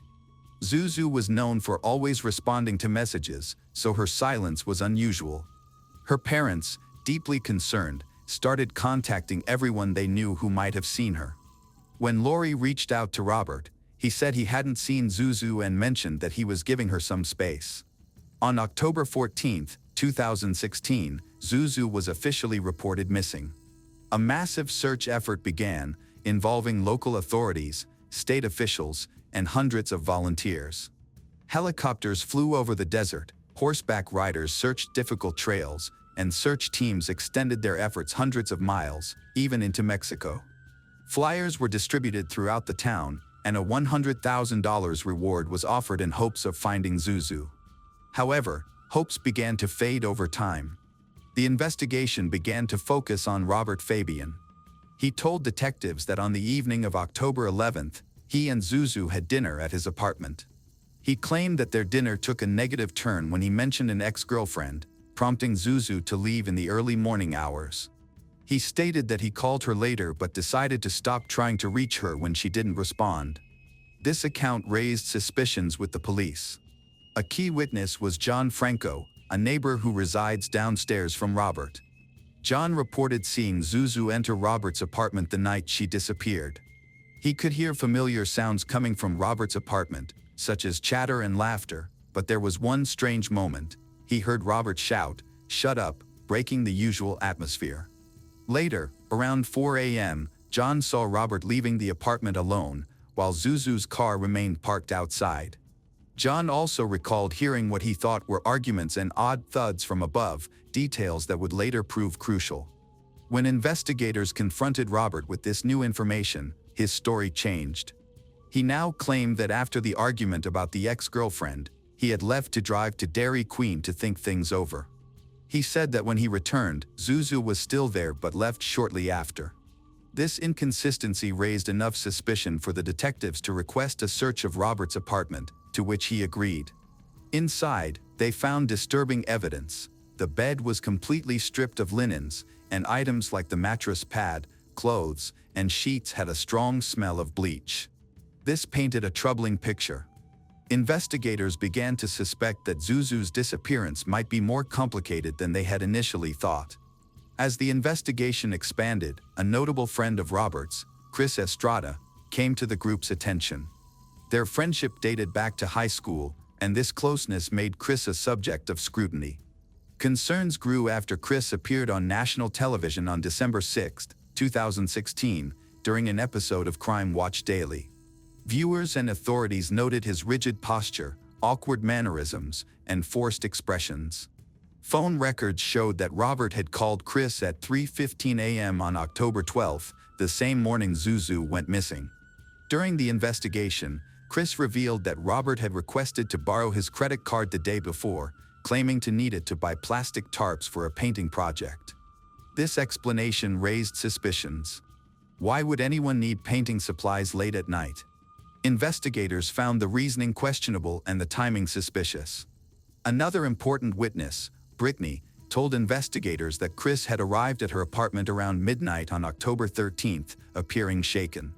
He looked pale and anxious, as if he had witnessed something disturbing. When she asked what was wrong, Chris allegedly replied, "Don't interfere." Despite these troubling signs, the case hit a dead end. All the evidence was circumstantial. There was no body and no concrete proof linking Robert to any crime. Zuzu's family, feeling devastated and desperate for answers, held press conferences urging Robert to come forward and help, but he remained silent. Weeks turned into months. However, on February 3, 2017, 3 months after Zuzu went missing, everything changed. While patrolling a remote area of Brewster County near Alpine, the police noticed something unusual, a disturbed patch of soil. As they approached, they saw plastic sticking out of the dirt, along with a blue sock and a piece of dark fabric. They immediately alerted the authorities. When investigators arrived and began to dig, their worst fears were realized. Inside a shallow grave, wrapped in a plastic painter's drop cloth, lay the body of Zuzu. DNA tests later confirmed her identity. Zuzu, a vibrant young woman with dreams of studying at Texas University, wanting to live in Japan, and who loved the stars and the earth, had finally been found. The plastic wrap used to conceal her body matched the type Robert had purchased at Dollar General using Chris's borrowed credit card. This was the crucial evidence. Within 24 hours of the discovery, Robert was arrested and charged with evidence tampering and abuse of a corpse. 2 days later, Chris was also arrested in Phoenix, Arizona, facing similar charges. The charges against Robert were soon upgraded to murder. In April 2018, Chris agreed to plead guilty and testify against his best friend, Robert, and he did not deny his role in the crime. In contrast, Robert maintained his innocence, pleading not guilty. His defense attorney argued that there was no direct physical evidence, no fingerprints or DNA linking Robert to the murder. However, prosecutors pointed to Robert's suspicious behavior after Zuzu's disappearance. He bleached sheets, changed his story multiple times, and showed an unusual interest in the investigation. A coworker even testified that Robert, who was once calm, became erratic after Zuzu went missing, frequently inquiring about law enforcement activities. This behavior indicated not a concerned boyfriend, but someone anxious about their own involvement in a crime. The trial was painful for Zuzu's family but also brought some closure as the grim truth emerged.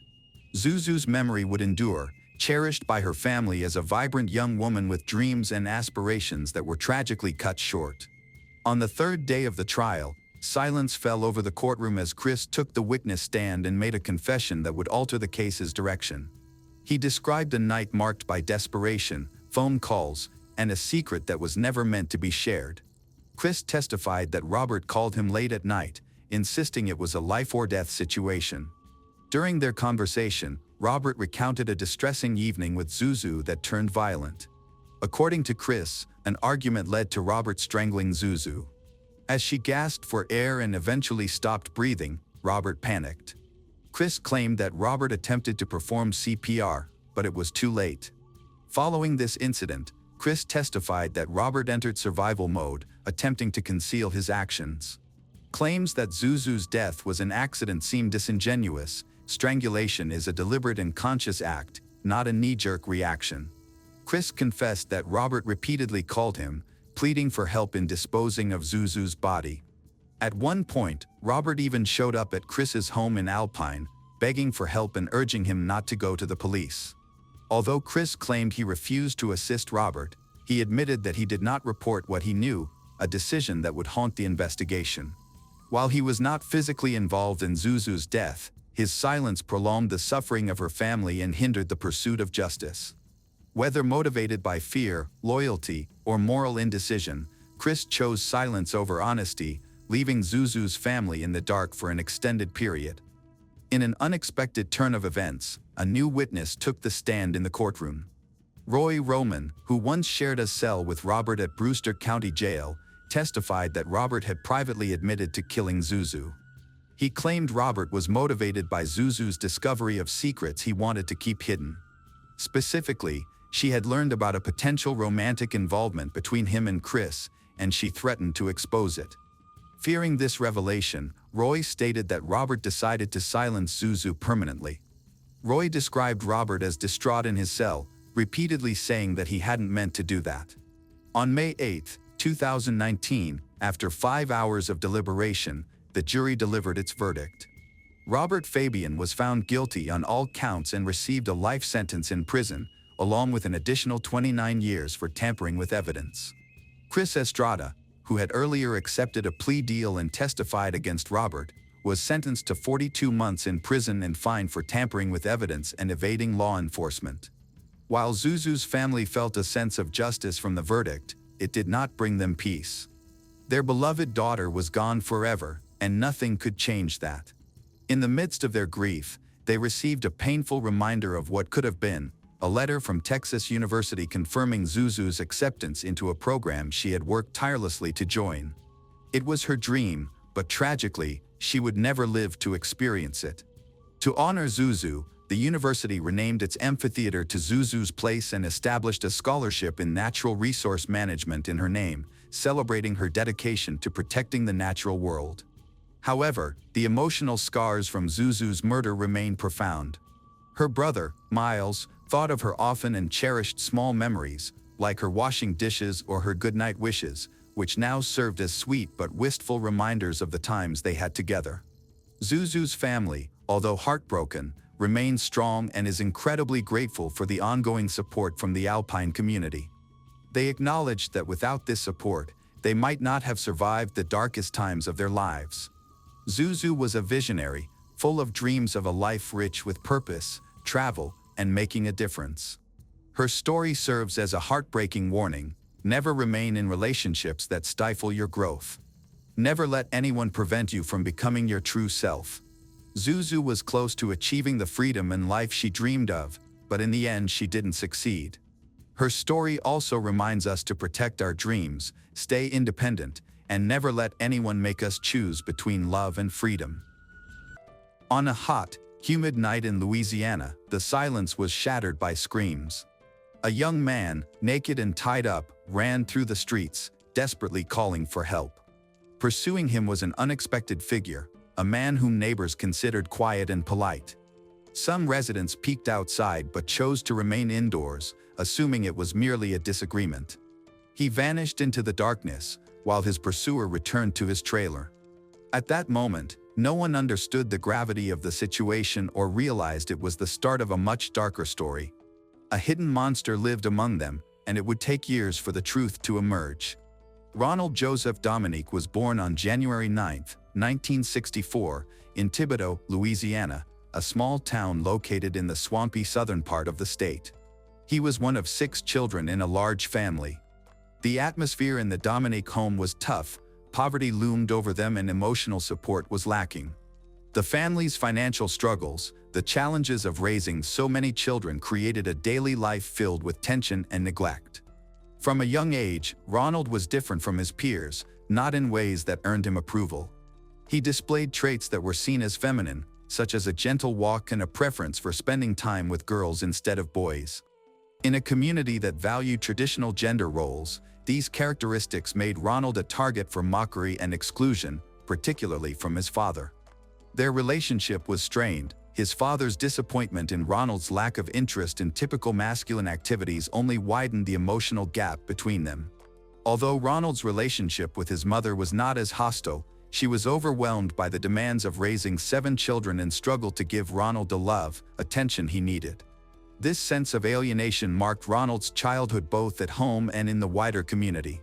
His brothers participated in the bullying, often using homophobic slurs, which reinforced his isolation. One troubling detail is that Ronald was made to live in a small trailer on the family's property, separating him from the main house and symbolizing his exclusion. School didn't provide any relief for Ronald. He faced constant bullying from classmates, suffering insults, public humiliation, and physical intimidation. Despite his gentle and reserved demeanor, he became a regular target. A particularly painful memory from high school occurred during a homecoming dance when he attended with a close female friend. Throughout the evening, he spent a lot of time dancing with another boy, which attracted attention. This incident led to an increase in both verbal and physical harassment that he was already experiencing. One of the most painful experiences of Ronald's early life was the abuse he endured from a priest. This abuse occurred on at least 2 occasions and left deep emotional scars. When Ronald bravely told his parents about it, hoping for their support, they did not believe him. Their disbelief not only left him vulnerable to more abuse but also broke the trust he had in his family. Amidst this chaos, Ronald begins to understand his true gender. He realized he was gay from a young age, but the hostile and homophobic atmosphere he lived in forced him to hide his true self. He feared rejection and violence, which weighed heavily on him emotionally. After graduating high school, Ronald sought a way to escape. He moved closer to New Orleans, a city known for its rich culture and more accepting LGBTQ community. For him, this move represented a desperate quest for freedom and a fresh start, away from the harsh judgments of Thibodaux. In his early adulthood, he bought a small trailer, which became his home. Although modest, it symbolized his first experience of independence, a personal space free from his family's oppressive influence. However, the trailer also highlighted the financial struggles that followed him into adulthood. He has a low-paying job, often relied on public assistance just to cover basic expenses. This economic hardship affected his self-esteem and made him feel increasingly vulnerable socially. In New Orleans, Ronald began to explore his true gender more openly. The city's lively nightlife, filled with gay bars, clubs, and vibrant LGBTQ events, offered him a liberating experience unlike the oppressive atmosphere of his upbringing. For the first time, he felt capable of living freely without the constant fear of rejection. However, adjusting to this new environment proved to be challenging. Ronald was often perceived as socially awkward and, by typical standards, not very physically attractive. These characteristics made it hard for him to build meaningful connections, even within the more accepting LGBTQ community. His feelings of insecurity and social discomfort only intensified his loneliness. In his quest for acceptance, Ronald turned to the local drag scene, an energetic subculture within New Orleans' LGBTQ community. Influenced by his love of music and his admiration for singer Patti LaBelle, he chose Patti as his stage name. However, his attempts at performing were disappointing, lacking the charm and confidence needed to captivate an audience. Ronald's awkward performances resulted in mockery, rejection. What started as a hopeful journey towards self-expression ended up being another humiliating experience, further damaging his already delicate self-esteem. Ronald faced significant challenges in forming lasting romantic and platonic relationships. His appearance, financial difficulties, and introverted nature hindered his ability to connect with others. As he faced a series of rejections, he began to doubt his self-worth. The loneliness he felt grew into feelings of resentment and darker thoughts. His financial situation remained dire. Without a college education or specialized skills, Ronald was stuck in low-paying jobs that barely covered his living expenses. This frugal and stagnant way of life only deepened his sense of hopelessness and social isolation, which steadily took a toll on his mental well-being. Emotionally, Ronald was in a constant struggle. He desired acceptance and love but frequently encountered rejection, loneliness. Over time, the combination of social failures, poverty, and profound isolation created a volatile emotional state. Ronald's first recorded legal issue occurred in 1985 when he was arrested for making explicit harassing phone calls to several individuals in his area. The authorities traced the calls back to him. Although it was a serious matter, it was considered a minor offense at the time, and Ronald avoided jail by paying a $74 fine. Few could have anticipated that this incident would mark the beginning of a troubling pattern of behavior that would lead to more severe crimes. By August 1996, Ronald's criminal behavior escalated significantly. His second arrest marked a pivotal point in his downward spiral. That night, while driving, Ronald spotted a young man walking alone. Ronald approached him, pretending to be friendly, and offered a ride, luring him in with the promise of marijuana. Once they reached Ronald's trailer, everything changed dramatically. In a shocking act of violence, Ronald attacked the young man, tying him up with an extension cord to limit his movement. Ronald then abused him, ignoring the victim's desperate attempts to fight back. During the assault, Ronald showed a violent and aggressive side that was hidden from the public, in stark contrast to his usual polite demeanor.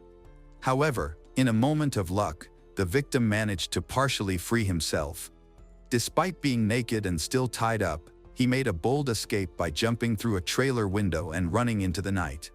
His screams for help echoed through the darkness, drawing the attention of nearby residents. The scene was chaotic. A disheveled man, partially tied up, was running through the streets with Ronald chasing him, trying to stop him from escaping. Neighbors came out of their homes to see what was happening, but most decided not to get involved, thinking it was just a domestic argument or a misunderstanding. Ronald was known as a quiet, respectful neighbor, which made people less suspicious of him. In the end, the young man found someone who could help and reported the incident to the police, providing them with a detailed account of the abduction and assault, naming Ronald as his attacker. Ronald was arrested within days on charges of aggravated abuse and kidnapping. His bail was set at $100,000, which he could not pay, so he stayed in jail while waiting for his trial. The 2 to 3 months he spent in jail were traumatic, leaving him vulnerable and anxious, him a target for severe abuse from other inmates. The attacks were so brutal that he needed hospitalization and surgery. This experience caused him deep psychological scars and a crippling fear of returning to prison. While incarcerated, Ronald became increasingly withdrawn, trying to avoid conflict and keep a low profile to protect himself. When his court date finally came, the prosecution suffered a significant setback. The victim did not show up in court. Without the victim's testimony, the prosecutors had to drop the charges due to lack of evidence. Although it was clear that Ronald had committed a violent crime, the justice system could not proceed without the victim's presence. In 1997, Ronald's violent behavior increased significantly. His first known murder victim was 19-year-old David Mitchell, who went missing on July 13, 1997, after attending a birthday party at his grandmother's house. David, who often hitchhiked, accepted a ride from Ronald that night, a decision that led to his death. He was never seen alive again. The following day, July 14, David's body was found in a remote drainage ditch. The intense heat and humidity of Louisiana had sped up decomposition, making the forensic investigation more difficult. However, examiners concluded that he had drowned. The lack of defensive wounds and the unusual circumstances surrounding his death indicated that there might be more to the case. 5 months later, on December 14, 1997, tragedy struck again when the body of 20-year-old Gary Pierre was discovered. The cause of death was evident: Gary had been strangled. Similarly to David, he had no defensive injuries, suggesting he was either caught off guard or overpowered. The disturbing similarities between both cases raised alarms among law enforcement. Although there was no solid evidence linking the two incidents, concerns grew that a serial killer might be involved. In the following months, Ronald continued his deadly actions, targeting mostly young men who vanished from the streets of New Orleans and nearby areas.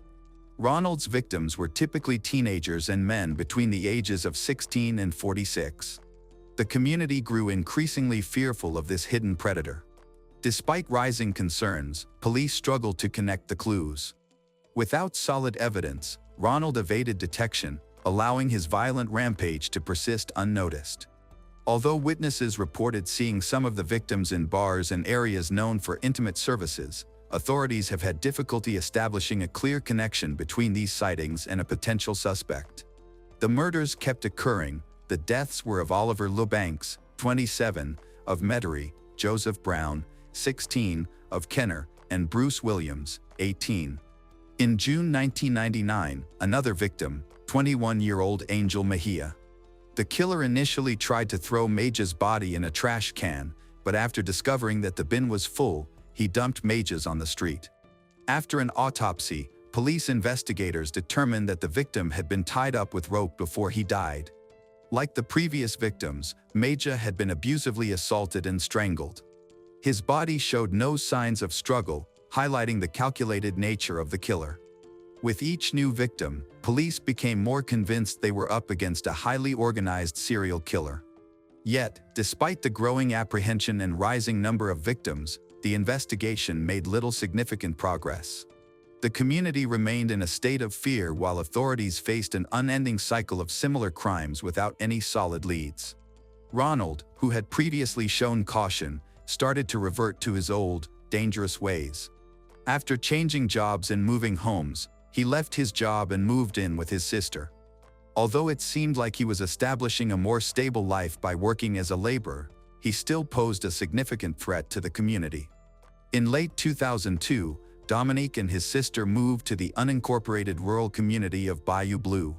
There, he found work as a power level tester at a local power supply, allowing him to travel periodically. Around this time, Dominique killed 19-year-old Datrell Woods, dumping both him and his bicycle in a reed field. Woods' partially nude and decomposed body was not discovered until May 24, 2003.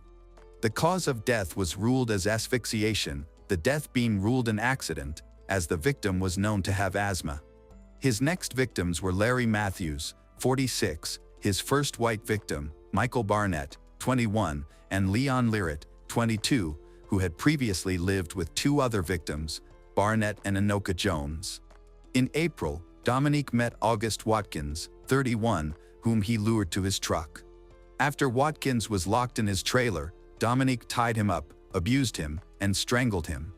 After Watkins' body was discovered, the police finally began to consider for the first time that a serial killer was operating in Kenner and Houma, as the murders in both areas showed a very similar modus operandi.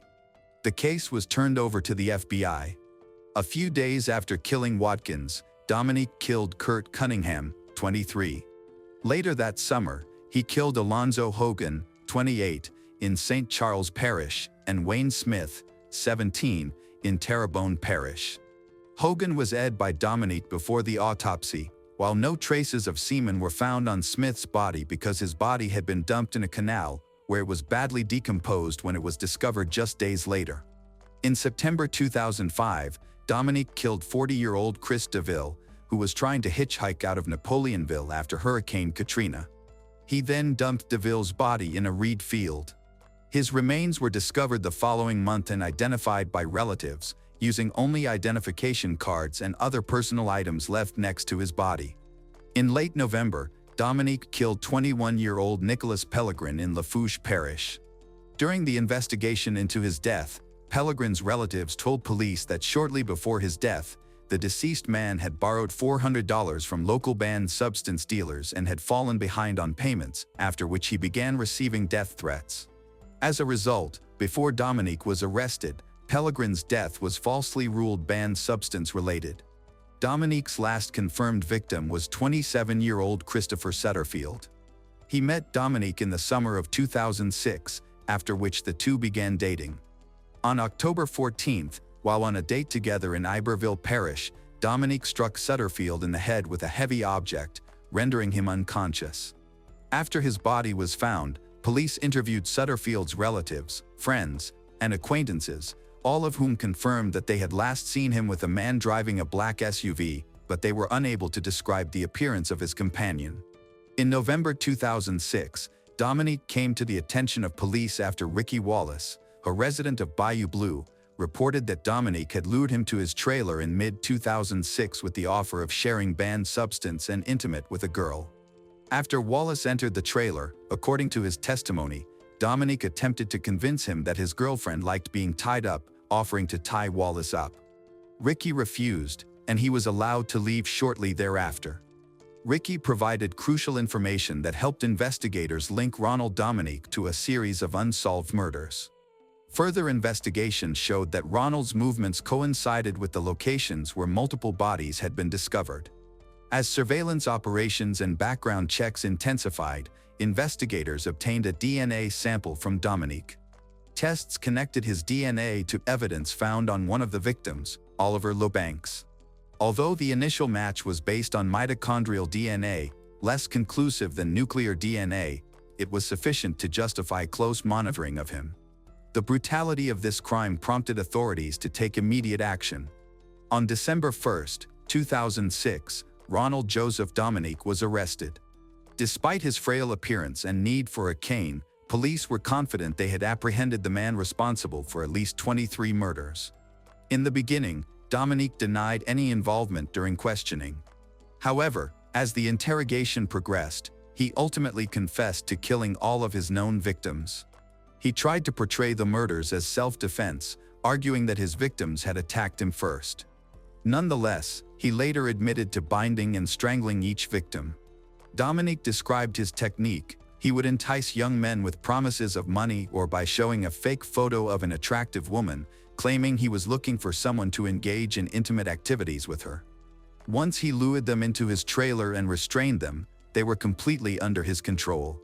In some instances, he used blunt objects like iron rods to strike his victims before strangling them.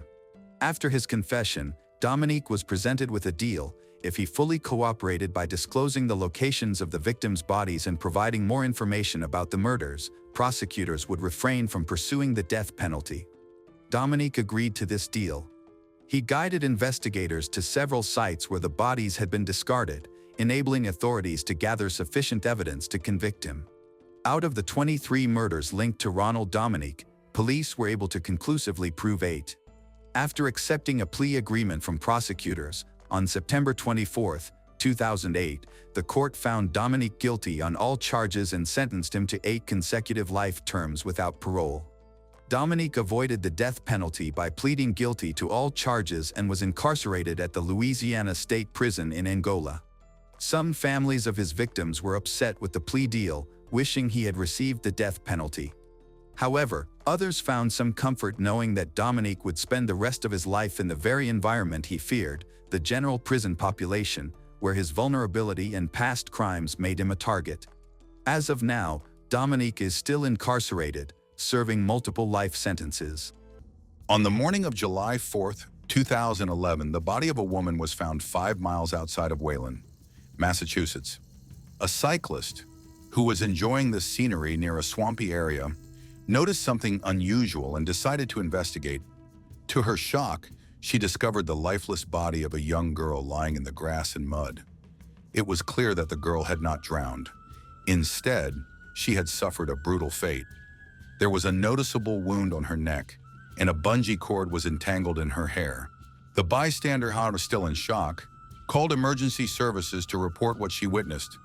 When law enforcement arrived, they pulled the body out of the water and examined it before sending it for forensic analysis. Since the girl had only been in the water for a short time, her appearance had not changed much. Officers identified her as 18-year-old Lauren Astley, who had been reported missing the night before. Lauren did not come home or attend a meeting with her friends. CCTV footage showed her entering the shopping center, where she worked as a sales clerk at Tenna Mountain Orem, on July 3rd and leaving at 6:51 p.m. after her shift ended. At that time, she was on the phone with someone. Sadly, this was the last confirmed sighting of her, and she has not been heard from since. Malcolm Astley, Lauren's father, started to feel anxious because his daughter was always punctual and reliable. If she said she would be home at a specific time, she always did. She never changed her plans without a reason, and usually, she would inform him if she was going to be late. Understanding that something might have gone wrong, Malcolm quickly alerted the police about her disappearance. The police quickly began the search for Lauren. At the same time, her family and friends joined in to look for her. News of her disappearance spread rapidly through word of mouth among their acquaintances. Eventually, her car was discovered in a local beach parking lot. The windows were down, and her personal belongings, including a purse and a laptop, were left inside the car. However, Lauren was still missing, and it was uncertain where she might have gone after abandoning her vehicle in that condition. When Malcolm learned that his daughter's car had been found, he quickly drove to the location to search for her. He walked along the shoreline, using a flashlight to scan the water as if he might find her there. Soon after, Lauren's friends arrived, choosing to stay overnight at the site in hopes of being the first to see her. They spent the entire night searching the area, wondering where Lauren could have gone. It was hard for them to believe that the person they had been talking and laughing with just moments ago could simply vanish. Tragically, just 12 hours later, Lauren's body was discovered. The first person the officers contacted was her father. They shared the devastating news with him and asked him to come for identification. Malcolm struggled to accept that the girl on the pathologist's table was his daughter. However, once he composed himself, he officially recognized her. Before him lay his young and vibrant daughter, who had so much potential ahead of her. Heartbroken, he faced the painful reality and knew he had 2 important tasks: to inform his ex-wife about the tragedy and to find the person responsible for his daughter's death. When the devastating news reached the city, people were in disbelief. Friends and family collectively asserted that Lauren had no enemies or anyone who wished her harm. The only person that some began to suspect was her ex-boyfriend, Nathaniel Fujita. His name was mentioned cautiously, as everyone recognized his deep love for Lauren and believed he could never harm her. Nevertheless, the investigations proceeded. Lauren and Nathaniel were the envy of their entire high school. She was a petite, pretty brown girl who stood out for her energy and uniqueness, and he was a tall, ambitious soccer player adored by many girls. Although the two had known each other since childhood, they revealed their feelings later on.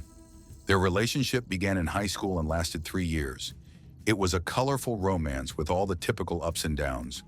They fought and made up, broke up and got back together. Both had strong personalities, but they tried to cherish the bond that existed between them. At least, this was true for the first few years of their relationship.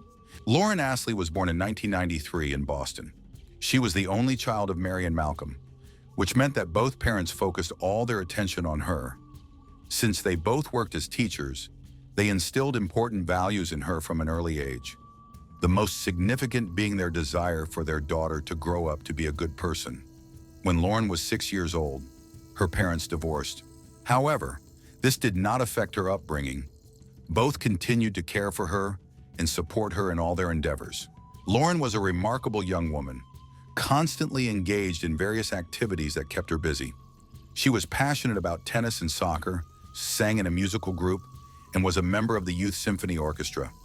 Additionally, she took part in her church choir, worked as a counselor at a children's camp. No school or town concert was complete without her involvement, and many were amazed by her irrepressible energy. She was active, everywhere at once. Another aspect of Lauren's hobbies was her social activism. At the age of 12, she helped the victims of Hurricane Katrina in New Orleans, Louisiana, and returned to the area 2 more times for similar missions. With her big, kind heart, open to the world and people, she cared for others more than she cared for herself. Those around her knew they could rely on her anytime for help or advice. Nathaniel attended high school with Lauren.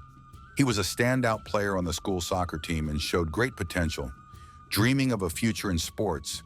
He was known as a diligent student in the life of the party, the eldest son of Beth and Toma Fujita. His family enjoyed prosperity and some fame in certain circles. His father was a renowned guitarist and a professor at Berklee College of Music in Boston, and was known for his unconventional approach to life. Interestingly, Nathaniel and Lauren developed a romantic relationship after she interviewed Nathaniel's father for a school project. After that, she began visiting their home more often, and once they stopped hiding their feelings, their parents began to communicate, visit each other. In the beginning, the first 2 years of Nathaniel and Lauren's relationship were wonderful. They were both attractive and their bond attracted a lot of attention. They enjoyed many activities together, going out, playing sports, studying, and more. However, over time, their closeness started to become overwhelming. Nathaniel grew more controlling, refusing to let Lauren go out by herself and becoming jealous over small things. He often imagined threats that didn't exist and wanted all of her attention for himself, leading to frequent arguments. Despite these issues, Lauren never reported any physical abuse. Instead, their relationship turned into an emotional roller coaster. Losing its sense of peace, this instability was uncomfortable for them both. Yet they struggled to regain the happy feelings they once had. As Lauren neared the end of her schooling, she started to consider her future. She made a list of the strengths and weaknesses of her relationship with Nathaniel and realized it was time to part ways. His behavior around her had changed, and her mother had unintentionally influenced her perception of their relationship, projecting her own ideas about a future with Nathaniel onto Lauren. Additionally, the upcoming college enrollment weighed heavily on her decision. Their paths were already separating. Lauren was applying to Elon University in North Carolina, while Nathaniel had received an invitation to play soccer at Trinity College in Connecticut. On April 1st, 2011, which was also her birthday, Lauren made a significant decision. She believed it was the right time to embrace changes and begin anew, as everyone had new relationships and activities to occupy their minds and help alleviate sadness. However, Nathaniel did not feel the same way. He experienced profound feelings of loss and loneliness. His enthusiasm for college had faded. He no longer engaged in practicing or socializing. Instead, he spent his days lying on the couch watching TV. Nathaniel slipped into a deep depression that became overwhelming for him. Everyone noticed that the once active, energetic young man had become withdrawn and depressed. He turned to alcohol and marijuana to escape his reality. It was difficult for Lauren to witness this change and to feel responsible for it. She sought advice from her friends on how to help him, but they all suggested that she should not interfere and instead give him the space to heal alone. They warned that her involvement could be seen as an attempt to fix him, which might make things worse. After graduation, Ashley's kindness and eagerness to help led to unexpected trouble. She and her friends organized a large party for about 150 people, held under a vast dome where everyone danced and had a good time. Nathaniel was among the guests, but he arrived quite drunk. When he saw Lauren dancing in the center of the dance floor, he attempted to talk to her. She politely asked him to leave her alone so he wouldn't ruin the party, explaining that they had already discussed everything before and that she didn't want to engage with him in his current state. Despite her request, he insisted on starting over the conversation. As time went on, Nathaniel's mood worsened, and he grew increasingly aggressive. Eventually, in a fit of anger, he punched a pole supporting the structure, causing it to shake and collapse, which ruined the celebration.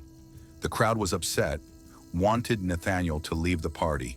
Later, Lauren approached her mother, crying and revealing that her ex-boyfriend would not leave her alone and was following her everywhere. She explained that at the graduation event, he prevented anyone from dancing with her and acted very badly. He was upset that she was happy without him. When the police learned that Lauren was missing, they immediately began questioning everyone close to her. All evidence pointed to Nathaniel, as he seemed to be the only one with a motive to hurt her. However, his friends all insisted that he was innocent. The officers had encountered previous cases where crimes were committed by unexpected individuals. Nathaniel and his mother met the detectives at their front door. During the discussion, Nathaniel appeared confused and upset about the sudden disappearance of someone he cared about. He shared that he had seen her recently around 7 p.m. when she stopped to talk to him in her car. Their conversation was pleasant but short, lasting no more than 5 minutes. He claimed that he was at home when Lauren disappeared and did not leave, but his alibi was hard to confirm since he was alone.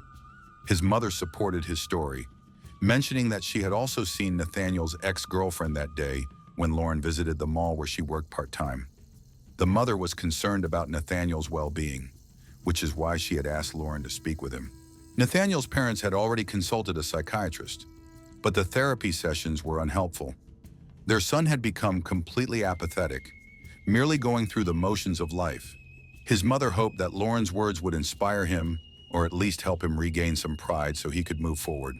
This request made things more complicated for Lauren, but the meeting was supposed to be brief, and so it remained under the radar. After her meeting with Nathaniel's mother, Lauren had a phone conversation with Nathaniel, which was captured by the mall's security cameras. Concerned about her ex-boyfriend, she reached out to him and made plans to meet at 7:05 p.m. Lauren arrived at Fujita House and texted, "Here." The information Nathaniel and Beth provided was indeed valuable to the police. However, it was unclear where Lauren had gone afterward and why her car was left unlocked at the beach. The case became clearer when Lauren Ashley's body was found. The detectives decided to visit Nathaniel again. However, he was not home this time. They didn't need him there, as they had a search warrant to gather evidence to support their theory about his possible involvement in the murder. Their examination began in the garage, where the specialist quickly noticed signs of a violent incident. Bloodstains were found on the floor, and several elastic cords hanging prominently on the wall matched those tangled in the victim's hair. Additional traces of blood were found throughout the house, including faint splatters on the doorknob, kitchen floor, kitchen sink, and bathroom sink. It was clear someone had attempted to clean up the mess, but did so hastily and poorly. In the basement, detectives discovered a black gym bag containing wet and muddy tennis shoes. In Nathaniel's bedroom, they found a hidden stash with a pair of bloody shoes and wet, bloody clothes. The mud on the shoes appeared to match the mud from the swamp where Lauren's body was found, but samples would need to be sent to a lab for official analysis. Experts later confirmed the detectives' suspicions, revealing that the blood found in Fujita House belonged to Lauren Ashley.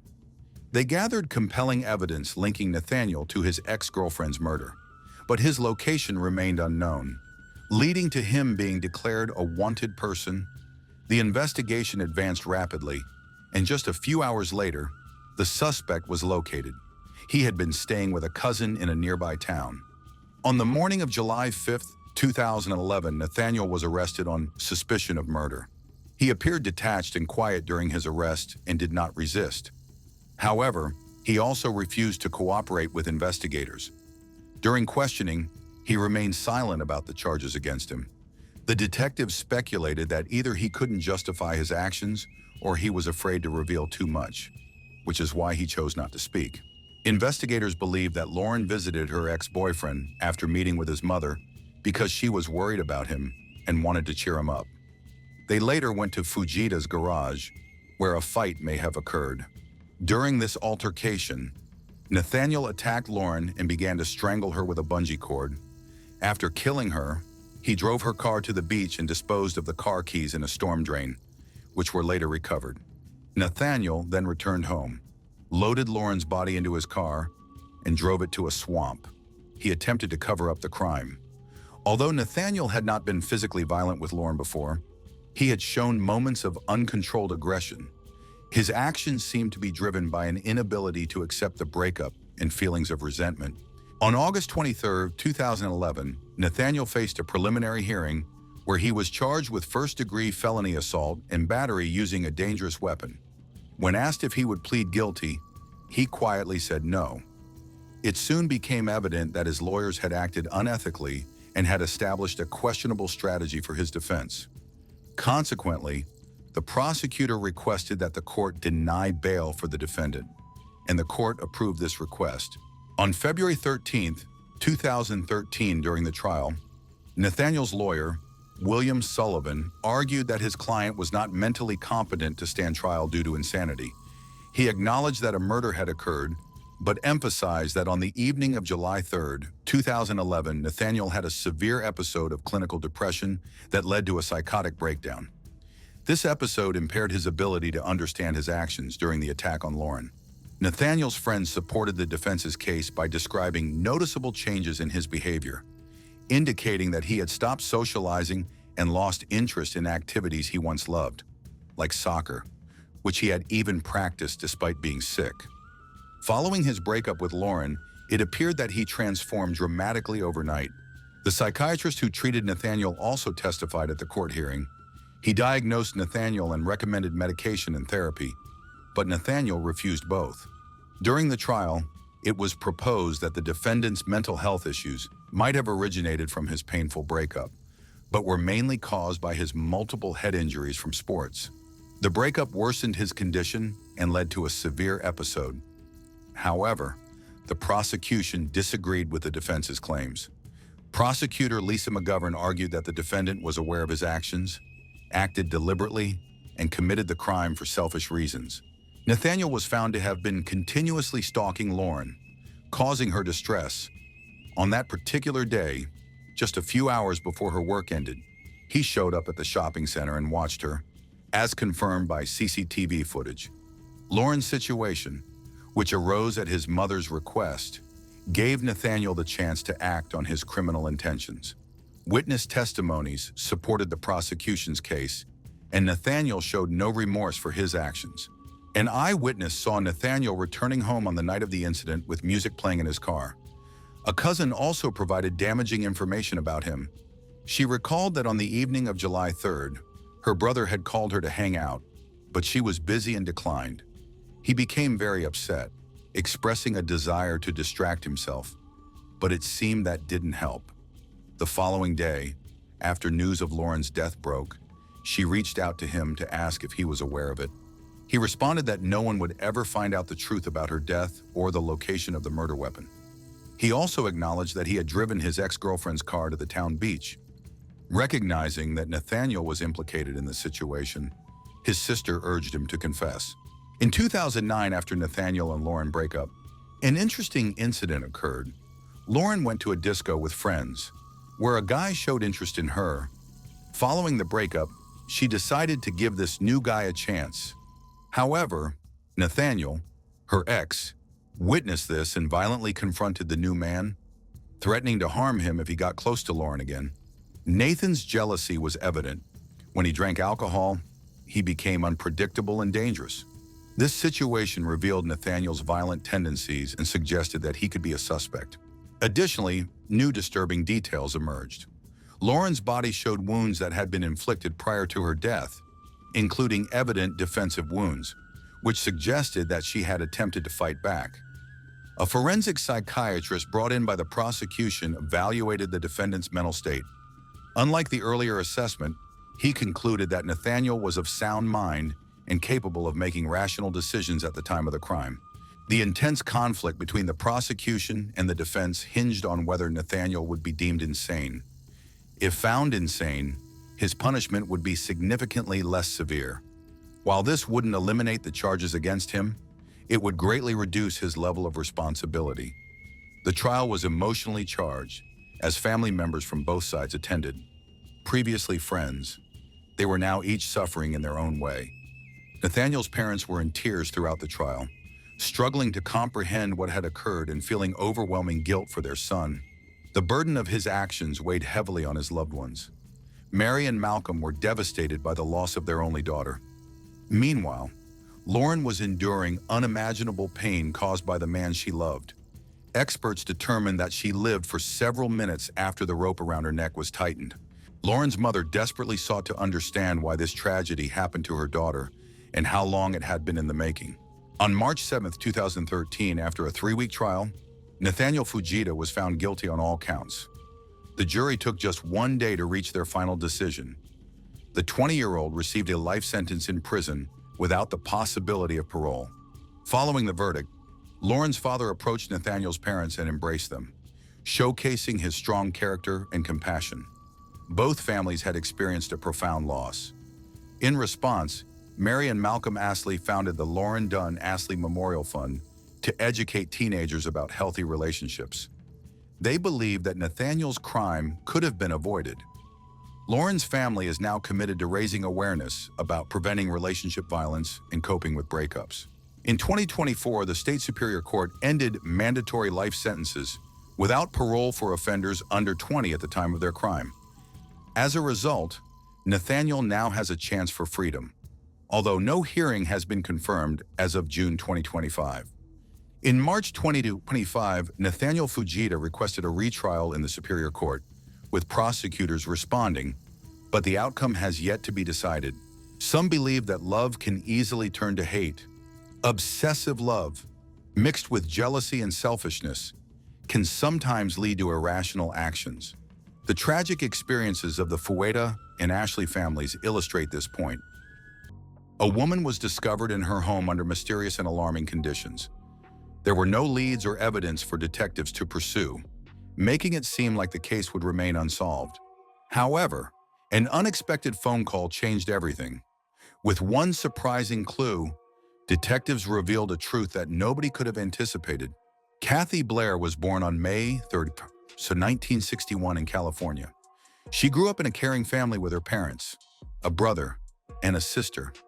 From a young age, she developed a strong love for the arts, especially music. Singing was her greatest passion. When it came time to choose a career, Kathy made her decision without hesitation. She enrolled at the University of Texas to study vocal performance and moved to Austin. After graduating, Kathy became a music teacher and a choir instructor at a Christian church. She loved her job, and her students admired her greatly. They recognized her deep passion for music, which inspired them. Throughout her life, Kathy was married 2 times, but both marriages ended in divorce. She raised her 2 children, a son and a daughter, as a single parent. In 2013, at the age of 52, Kathy relocated to a new home in a peaceful and safe suburb of Austin. She had long envisioned a place that met all her needs, and she had finally discovered the ideal one. By this time, her children were adults and living independently, while Kathy remained active in her music career, continued to lead the choir. In December 2014, Joseph Hargis, her 27-year-old son, came home to stay with his mother for a few weeks before his next military deployment. He wanted to spend some quality time with her. On December 5th, Joseph went out to meet friends and didn't come back until nearly noon the following day. When he entered the house, he called for his mom but was met with silence.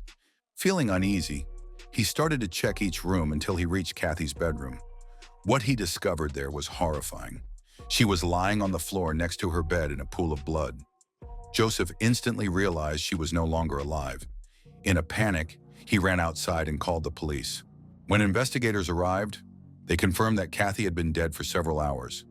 The large amount of blood at the scene indicated that this was a murder, not an accident. While medical experts examined the body, police began processing the crime scene. They immediately noticed that the drawers from a large jewelry box in her bedroom were pulled out and on the floor. It appeared the killer had taken some of Kathy's jewelry, which led detectives to initially suspect robbery as the motive. However, this theory felt questionable. For one, the intruder had not taken anything else. Valuable items like Kathy's laptop and phone were left untouched and in plain sight. The house showed no signs of being searched for more valuables, indicating the focus was solely on the jewelry. The timing of the break-in was unusual. Nighttime burglaries are rare. Most thieves typically break in during the day when people are at work. Additionally, this neighborhood was known as one of the safest in the city, making such crimes unexpected. Another puzzling aspect was the order of events. It appeared that the killer first murdered Kathy and then searched her home for valuables. Bloodstains on the jewelry box drawers and elsewhere in the bedroom indicated that the attack occurred before the robbery. This implies that the intruder attacked Kathy immediately upon entering her bedroom. There were no signs of forced entry at the front door, but investigators discovered that the back door was left unlocked. When they questioned Joseph about it, he mentioned that his mother frequently kept that door open. This led detectives to consider whether this was truly a robbery or if something more sinister was at play. They began to wonder if the killer had intended to murder Kathy from the start. If so, it raised a troubling possibility. Could the perpetrator have known her? Forensic experts faced significant challenges in their investigation, as they were unable to find any evidence to identify the killer. There were no fingerprints or DNA, leaving them without any leads. The only clue they discovered was a partial shoe print in Kathy's bedroom, found in her blood. Medical examiners concluded that Kathy had died from multiple stab wounds and exhibited signs of strangulation. Importantly, there was no indication of abuse, which strengthened detectives' belief that this crime was not random, but rather personal in nature. With no physical evidence to investigate, police turned their attention to Kathy's close connections, searching for anyone who might have a motive to harm her. They began with her son, as he had the opportunity to commit the crime. However, after verifying his alibi, detectives quickly eliminated him as a suspect. He had been with friends all night, and this was confirmed. Next, they interviewed Kathy's friends and colleagues in hopes of finding any conflicts or grievances, but everyone they spoke to stated that Kathy had no enemies. Kathy was well-liked, avoided conflicts, and dedicated most of her time to the choir. Just when it seemed like the investigation had reached a standstill, detectives uncovered a new lead. Several of Kathy's close friends revealed that she often talked about her second ex-husband, whom she had divorced 4 years prior to her murder. Kathy described their breakup as difficult. Her ex-husband continually harassed her and wouldn't accept their separation. She even confided in friends that she was concerned for her safety and requested that they not share her new address with him. Detectives located the ex-husband living not far from Austin. When they approached him, his reaction was alarming. As soon as they mentioned Kathy's death, he asked, "Was she shot?" This was suspicious. When they inquired about his activities that night, he claimed to have been in his RV for a short getaway.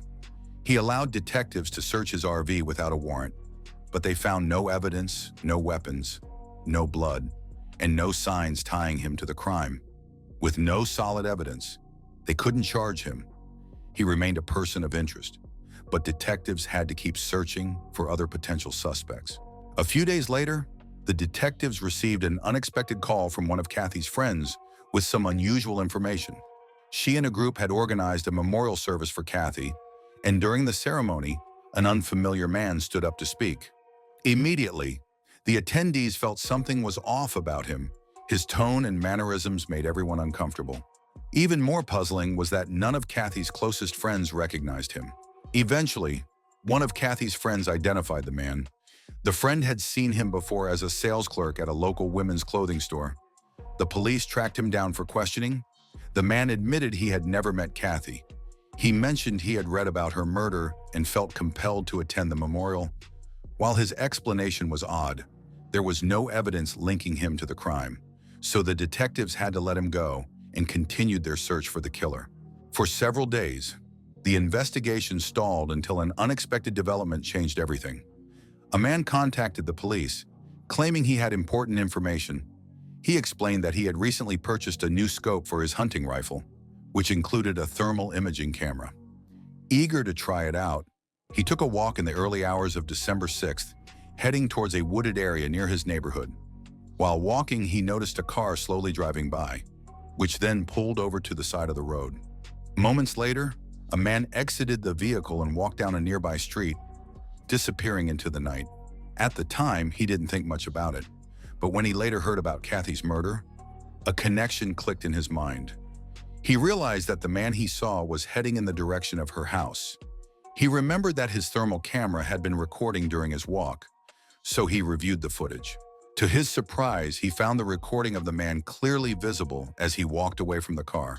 This type of imaging only showed the suspect's silhouette, making it very difficult to identify him. However, the video still provided useful information. The man appeared tall, broad-shouldered, and had a unique walking style. Additionally, the camera captured his car, which gave investigators hope that they could at least identify the type of vehicle. They compared the man's height and build to two main suspects, Kathy's ex-husband and a suspicious man from the memorial, but neither matched the silhouette or the car seen in the video. This left the detectives even more uncertain about the involvement of both men, putting them back at the beginning of their investigation. In the following days, investigators continued to review the footage, hoping to find useful clues and identify new suspects. However, their efforts yielded no significant results, and the case reached a frustrating standstill once again. Then, on December 15th, a breakthrough occurred. That morning, a caretaker checking on an elderly couple, Sydney and Billy Shelton, called the police after noticing something was off when she arrived at their home. The front door was wide open, and there were obvious signs of forced entry at the lock. Upon entering the house, she went to the bedroom and was met with a horrifying scene. The couple was lying motionless in a pool of blood. Without delay, she contacted the police. Medical examiners later confirmed that both victims had been stabbed multiple times, just like Kathy. Detectives also observed a disturbing detail. Their jewelry box had been ransacked, with drawers opened and jewelry missing. Similar to Kathy's case, nothing else of value was taken. The striking parallels between this crime and Kathy's murder could not be overlooked. Investigators suspected from the start that the same perpetrator might be involved. The victims lived only 15 minutes apart. Both attacks occurred at night while they were sleeping, and in each instance, the killer emptied the jewelry boxes but left other valuables behind. From the beginning, investigators suspected that Kathy's murder could be personal, possibly committed by someone she knew. However, they soon had to reconsider this possibility. What if the victims were chosen at random for some unknown reason? Detectives searched for any links between Kathy and the Sheltons' common friends, places they frequented, anything that could connect them. Unfortunately, they found nothing. Their lives had never overlapped. This led to a frightening realization. They might be facing a serial killer. Suddenly, the case was not just about solving a murder. It turned into a race against time before he struck again. Police reached out to everyone connected to the victims, hoping someone would remember even the smallest detail that could help them identify the killer. They encouraged people to share any information, no matter how trivial it seemed, and, eventually, this approach proved effective. One of Kathy's friends recalled a conversation they had a few months prior to her murder. Kathy had mentioned an uncomfortable encounter with a handyman hired by her landlord to perform repairs at her house. She expressed that not only was the work done poorly, but the handyman's behavior also made her feel uneasy. Detectives reached out to the landlord, who helped them find the worker's contact information. This led them to a local resident named Timothy Parlin.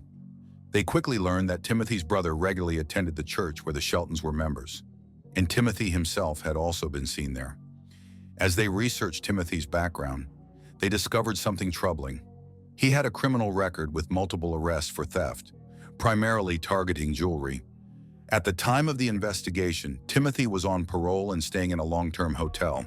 When detectives visited him, he agreed to answer their questions but requested to talk outside in the hotel parking lot instead of in his room.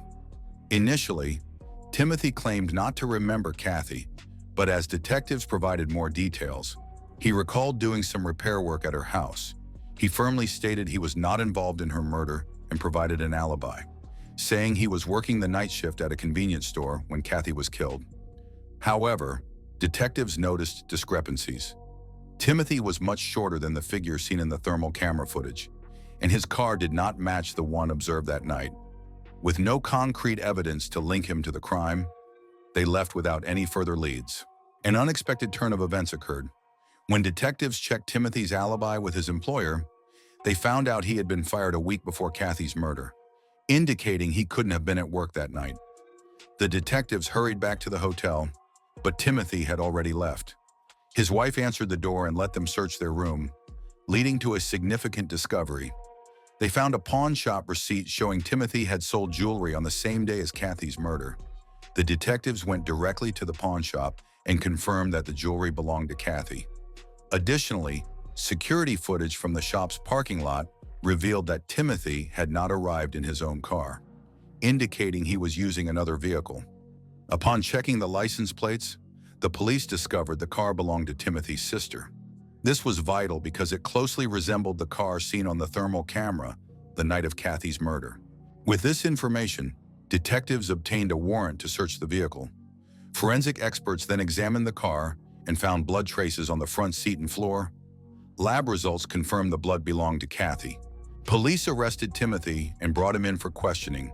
Despite facing substantial evidence, he refused to confess and kept repeating, "These hands have never killed anyone." The detectives interrogated him for hours, pressing him on the evidence, and eventually, he began to crack, but not in the way they anticipated. He maintained his innocence, but claimed to know the actual murderer, a man named Sean Gant Benalcazar. Investigators were doubtful. The case against Timothy was strong, and his sudden shift in blame seemed like a desperate attempt to avoid responsibility. Nevertheless, they decided to investigate Sean as a precaution. The evidence they uncovered did not indicate that Sean was a murderer. Sean, a 30-year-old former science teacher with a degree in microbiology, had no criminal history and lived several hundred miles away from Austin, making his connection to the case seem unlikely. However, detectives wanted to be completely certain, so they traveled to his town to interview him. During the questioning, Sean acknowledged that he had met Timothy a few months earlier and found him to be suspicious. Although they hadn't communicated much since then, Sean made a surprising revelation. He had been in Austin on the nights of both murders. Furthermore, he disclosed that he had stayed at Timothy's house during that time, adding to the confusion of the situation. Initially, Sean stated that Timothy left the house without saying anything on the night Kathy was murdered. However, just minutes later, he changed his account and admitted they had gone to Kathy's house together. He claimed that Timothy got out of the car and came back a few minutes later with a bag that was stained with blood. When Sean looked inside the bag, he saw some jewelry. At that moment, he understood that Timothy had done something awful, but he maintained that he had no knowledge of what would happen and had never intended to be involved in any crime. As detectives continued to question Sean, he requested to use the restroom, and they allowed him to leave the room. One of the investigators observed him as he walked away and realized that his stride, posture, and movements were strikingly similar to the figure seen on the thermal camera the night Kathy was murdered. This observation raised serious doubts about Sean's honesty. The detectives began to strongly suspect that Sean might be the actual killer, but without a confession, they lacked solid evidence to build a case against him. In contrast, they had some physical evidence linking Timothy to the crime, but with Sean, they had nothing at all. When he came back from the restroom, they continued to question him, doubting his account of what happened. They suggested that they didn't believe he had simply stayed in the car and even implied that Timothy might have forced him into Kathy's house under threat. This tactic worked, and after some hesitation, Sean finally confessed that he had gone into the house by himself. He said he entered with the intention of stealing valuables. while Timothy waited outside. He mentioned that he slipped in through the unlocked back door and started searching the rooms for items to take. In Kathy's bedroom, he spotted the jewelry box while Kathy was still asleep in bed. Sean initially maintained that he had carefully taken the valuables and left without harming Kathy. He even suggested that Timothy might have returned to the house after the robbery and killed Kathy for unknown reasons. However, the detectives didn't believe him. They discovered blood on the jewelry box, indicating that the killer had taken the valuables only after the murder, which completely contradicted Sean's story. They continued to question him, dismantling his lies one by one, until he finally confessed. Sean admitted to killing Kathy. He claimed that when he entered her bedroom, she woke up and lunged at him. In a panic, he grabbed a knife and stabbed her multiple times. After she was dead, he took the jewelry, hurried out of the house, and got back into his car. Detectives were skeptical of Sean's story. They found it difficult to believe that Kathy had suddenly lunged at him trying to grab his knife. However, his confession was sufficient to arrest him. To build their case, they collected his shoes and had forensic experts analyze the soles, which matched the bloody footprint found in Kathy's bedroom perfectly. Despite this evidence, there was a significant issue regarding the murder of the elderly couple. When detectives asked Sean about it, his attitude changed completely. He requested a lawyer and refused to answer any more questions. With no direct evidence linking him to that murder, the investigators faced a dead end. They returned to Timothy, who had been arrested as an accomplice in Kathy's murder. Under Texas law, this meant he faced the same charges as Sean, even though he did not physically take part in the killing. Timothy acknowledged that he drove Sean to Kathy's house, but insisted he never got out of the car and had no idea Sean intended to kill her. However, he admitted to selling Kathy's stolen jewelry, which linked him directly to the crime. When detectives questioned him about the murder of Shelton's, he confessed that he and Sean had gone there to rob the house as well. Again, he maintained that he stayed in the car while Sean entered the house. Investigators looked into the possibility that Timothy was being honest. The thermal camera footage from Kathy's murder clearly showed only one person leaving the vehicle. If the same situation occurred in the second crime, it suggested that Sean had acted alone again. Ultimately, Timothy was charged with all three murders because of his involvement, despite not having directly committed the killings. Meanwhile, Sean faced official charges for Kathy's murder, but detectives had not yet been able to prove his connection to the second case. The court decided that Timothy and Sean would have separate trials. During Timothy's trial, he claimed he was not involved in the murders and was unaware that Sean intended to kill anyone.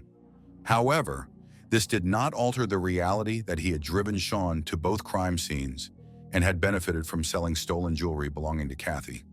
Ultimately, in November 2018, the jury found Timothy Parlin guilty, resulting in a life sentence in prison without the possibility of parole. Sean's trial was considerably more complex. Unlike Timothy, who was connected to Kathy's case through physical evidence, Sean's case relied mainly on his confession, a shoe print discovered in Kathy's bedroom, and footage from thermal cameras. His lawyer quickly challenged the evidence, arguing that detectives had forced Sean to confess and pressured him to accept responsibility for a crime he didn't commit. The lawyer also maintained that the other evidence was merely circumstantial. Consequently, the jury was unable to agree on a verdict, leading the judge to declare a mistrial. Prosecutors continued their efforts, and a few months later, Sean faced a second trial.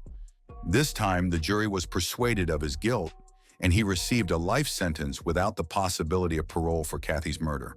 Although there were strong suspicions regarding the murders of Billy and Sidney Shelton, he was never officially charged with those crimes. Investigators remained convinced of his involvement, but they lacked sufficient evidence to file charges. In the end, both men faced justice, but many questions remained unanswered.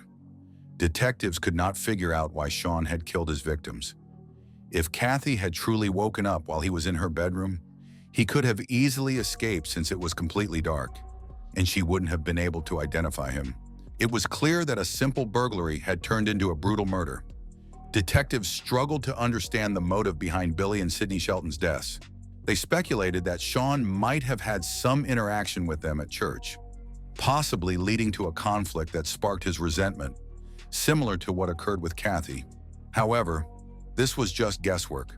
In Sean's case, investigators could not dismiss the idea that he may have had no motive and simply wanted to kill. If that was true, it was likely he would have continued his spree if he hadn't been apprehended. When the police arrived at the house, they immediately sensed something was wrong. There were no broken windows or signs of forced entry. A quiet bedroom with a man lying on the floor in his pajamas. His glasses sat neatly on the nightstand. A kitchen knife and a cricket bat were nearby, and the door was tied shut with a bathrobe belt.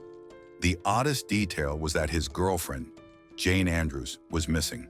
What happened that night, and where could Jane be? Jane Dawn Elizabeth Andrews was born on April 1st, 1967 in Cleethorpes, Lincolnshire, England.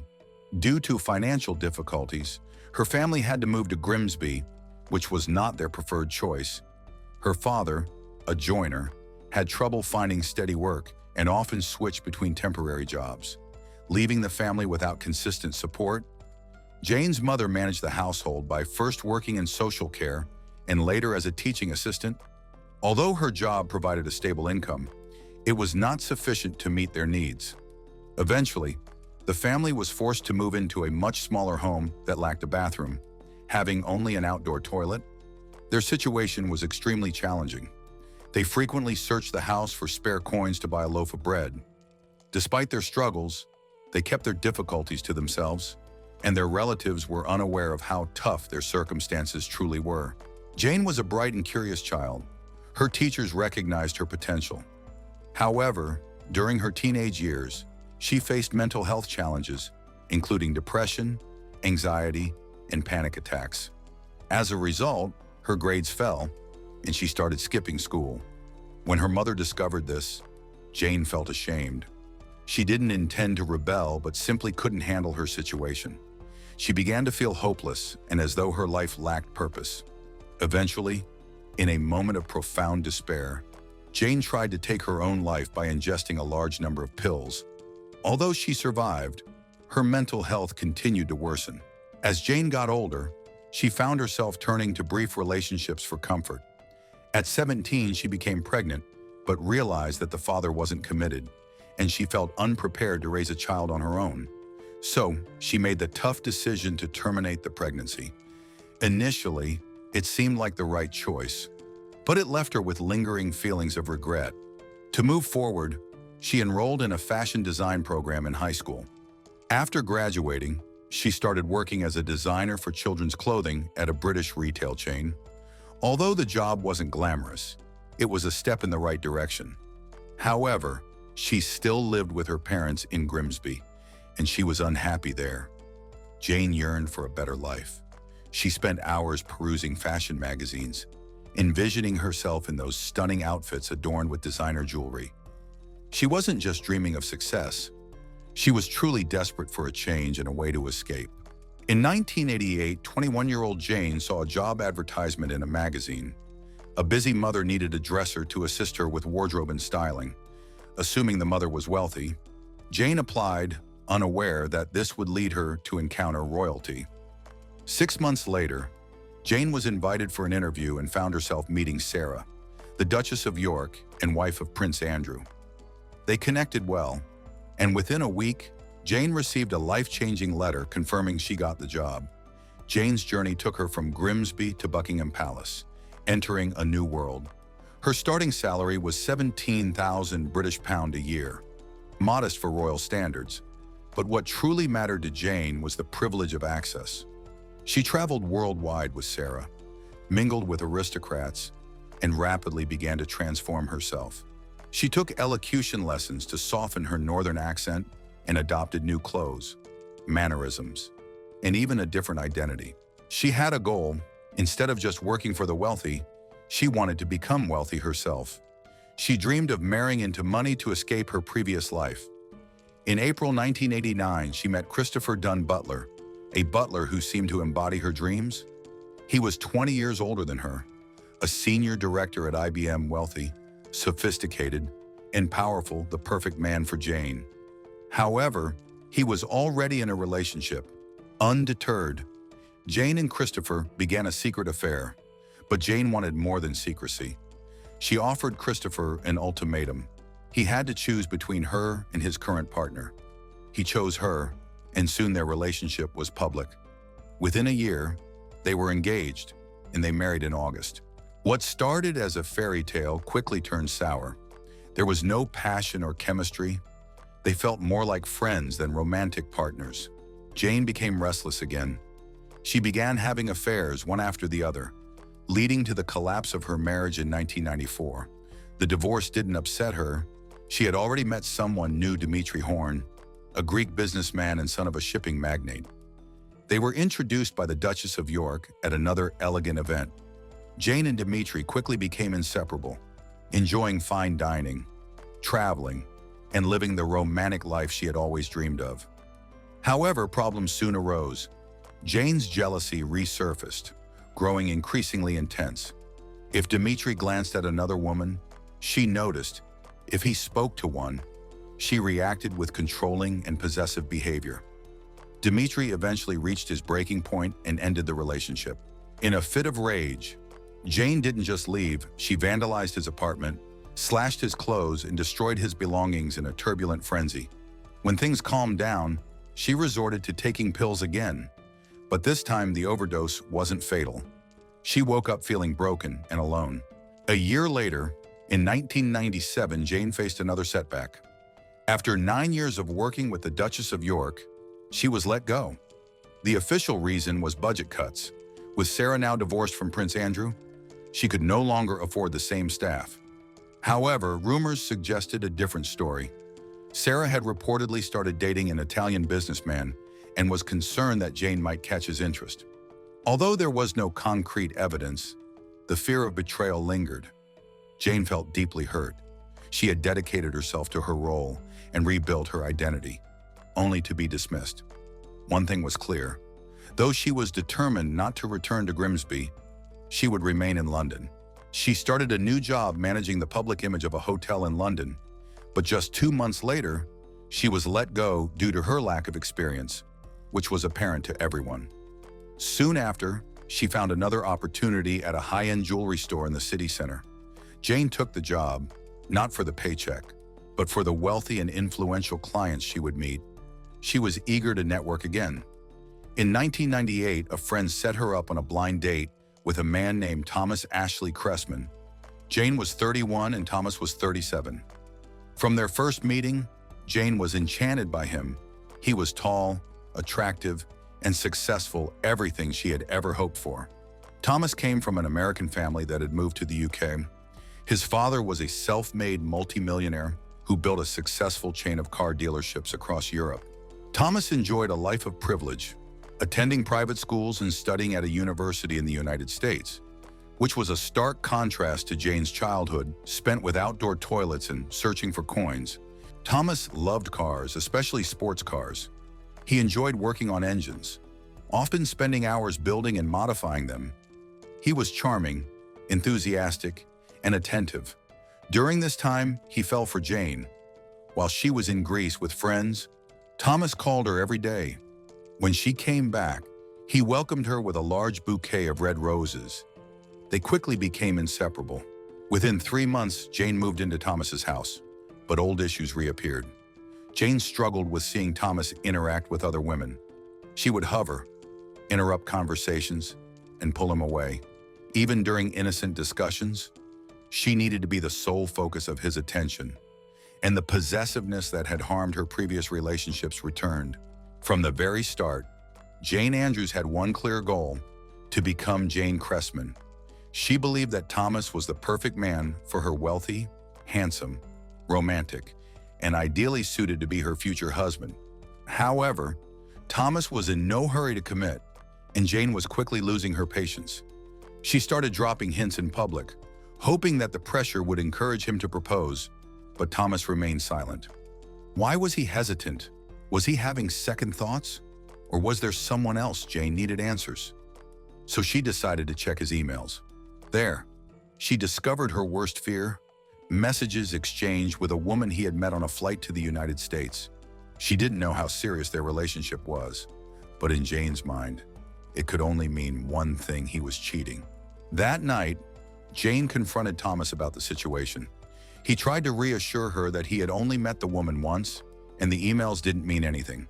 However, Jane was extremely angry and humiliated, demanding to know the truth. To ease her frustration, Thomas suggested they take a trip to Italy. This trip was planned around a motorboat show that he couldn't afford to miss. After Italy, they would continue to the French Riviera, where his family had a vacation home. Jane agreed, secretly hoping that this trip would be special. As their 2-year anniversary approaches, she wished that, in the romantic setting of the Riviera, Thomas would finally propose. However, when they arrived, they were joined by friends.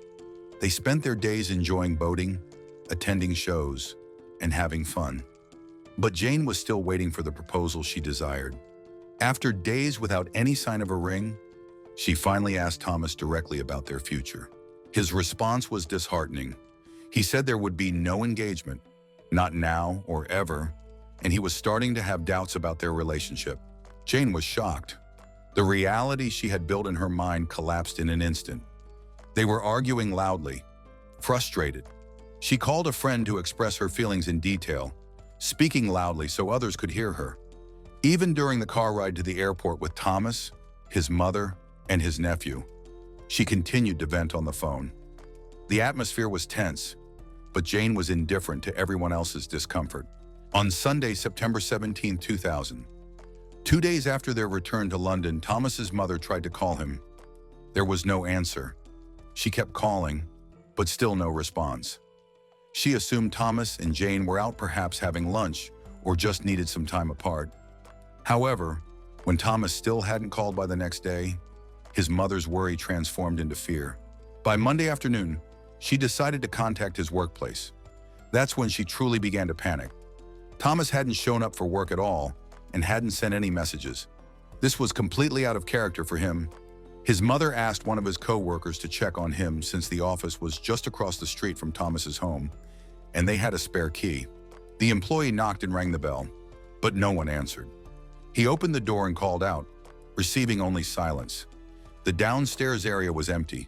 He then went upstairs and found Thomas lying motionless on the floor, with blood surrounding him. The employee quickly went outside to call emergency services, but it was too late. When the police arrived, they discovered evidence that shocked everyone. A knife, which was missing from the kitchen, had been used to stab Thomas in the chest. Nearby, an abandoned cricket bat was found. Detectives suspected that Thomas had been struck on the head before being stabbed. There were no defensive wounds on his hands, indicating that he had not fought back. He had been attacked while sleeping in his pajamas, and his glasses were on the nightstand. Furthermore, there was no sign of forced entry.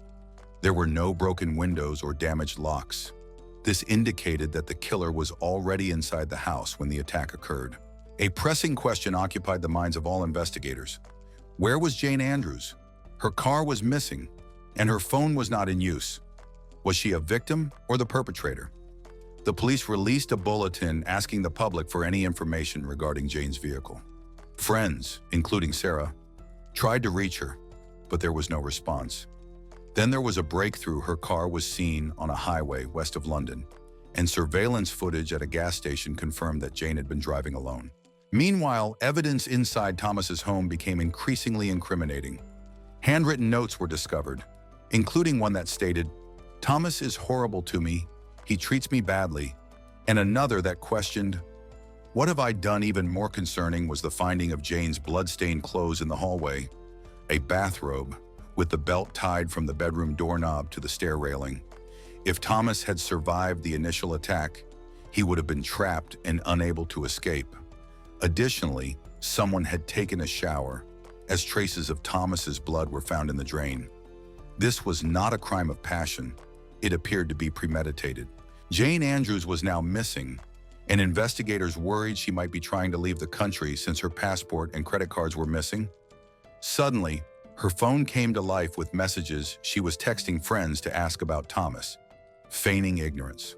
Although her tone seemed relaxed and indifferent, the police remained suspicious. They traced her location through her messages and discovered she was still in England, on her way to Cornwall. Throughout the day, she sent multiple messages, but one friend maintained steady communication with her. That evening, Jane sent a disturbing message. She had taken a large number of pills. An immediate search was launched. Helicopters flew over the highways and countryside. 4 days later, her car was discovered parked in silence. Inside, Jane was found barely conscious, slumped in the back seat. She was taken to the hospital, where doctors pumped her stomach, and once again, she survived. When Jane woke up, she denied any involvement in Thomas's death, claiming she was unaware of what had happened and insisting she didn't kill him. Initially, she suggested that someone had broken into their home, but detectives quickly confirmed there was no evidence of a break-in. Later, she did admit to something, but not to murder. She said it was in self-defense. Jane explained to the investigators that their relationship had been abusive, stating that Thomas had physically assaulted her and that she had hidden a knife under the bed for her own protection because she was terrified of him. She explained that she had never shared her experience of abuse because she felt ashamed. She had never encountered such treatment before. Jane recounted that on the night Thomas died, he attempted to intimate with her, and when she refused, he slapped her, causing her to black out. She claimed she could not remember stabbing him and believed that Thomas was still alive when she left the house. But what truly happened? After returning from the French Riviera, the tension between Jane and Thomas escalated on their first day back and continued into the next morning. The house was filled with yelling. Jane was relentless, screaming and breaking things in Thomas's home. The man who once gave her roses now feared what she might do next. On Saturday, just before noon, Thomas called the police to report a violent argument. He warned the operator that the situation could escalate dangerously for either person involved. However, no officers were dispatched because there was no physical crime, only a heated disagreement. The operator advised them to calm down, but by the time things settled, Thomas had already died. By the end of April 2001, Jane Andrews was on trial at the Old Bailey. She admitted to killing Thomas Cressman but argued it was in self-defense. She portrayed him as abusive, controlling, and violent. But those who knew Thomas did not recognize this image of him. After nearly 12 hours of deliberation, the jury found her guilty. Jane Andrews was sentenced to life in prison for murdering her partner. She appealed the decision, but her appeal was denied. 9 years later, in 2010, Jane was transferred to an open prison, where inmates can leave during the day and return at night. However, one day she failed to return and was missing for 2 days. Eventually, she was found in a hotel just 6 miles away, where she had been meeting her parents. Although there were no penalties for her absence, it negatively affected her parole hearing. As a result, her release was denied in 2012. In 2015, 4 years later, officials determined that Jane was no longer a threat to society. She was granted parole and was released after spending 14 years in prison. Unfortunately, her freedom was short-lived. In 2018, she was arrested again for harassment and spent another year behind bars. When she was released on August 8, 2019, she moved to Lincolnshire and began a new life working in a supermarket. Stocking shelves. Jane experienced a dramatic journey, moving from royal palaces to prison and, ultimately, to a life of quiet anonymity. During her time in custody, she was diagnosed with borderline personality disorder, which is characterized by intense emotional fluctuations, impulsive behavior, a profound fear of abandonment, and unstable relationships. Some experts suggest that this condition accounts for her violent outbursts, particularly her difficulty in coping with rejection, which was a significant factor in Thomas's murder. However, her mental health issues did not change the facts of the case, nor did they affect her sentencing. Thomas Cressman was just 39 years old. He had a bright future, a family, and many plans ahead of him. His death was sudden, brutal, and without reason. May we always remember him and let his story serve as a reminder of how fragile love can be, as well as the importance of asking for help when needed.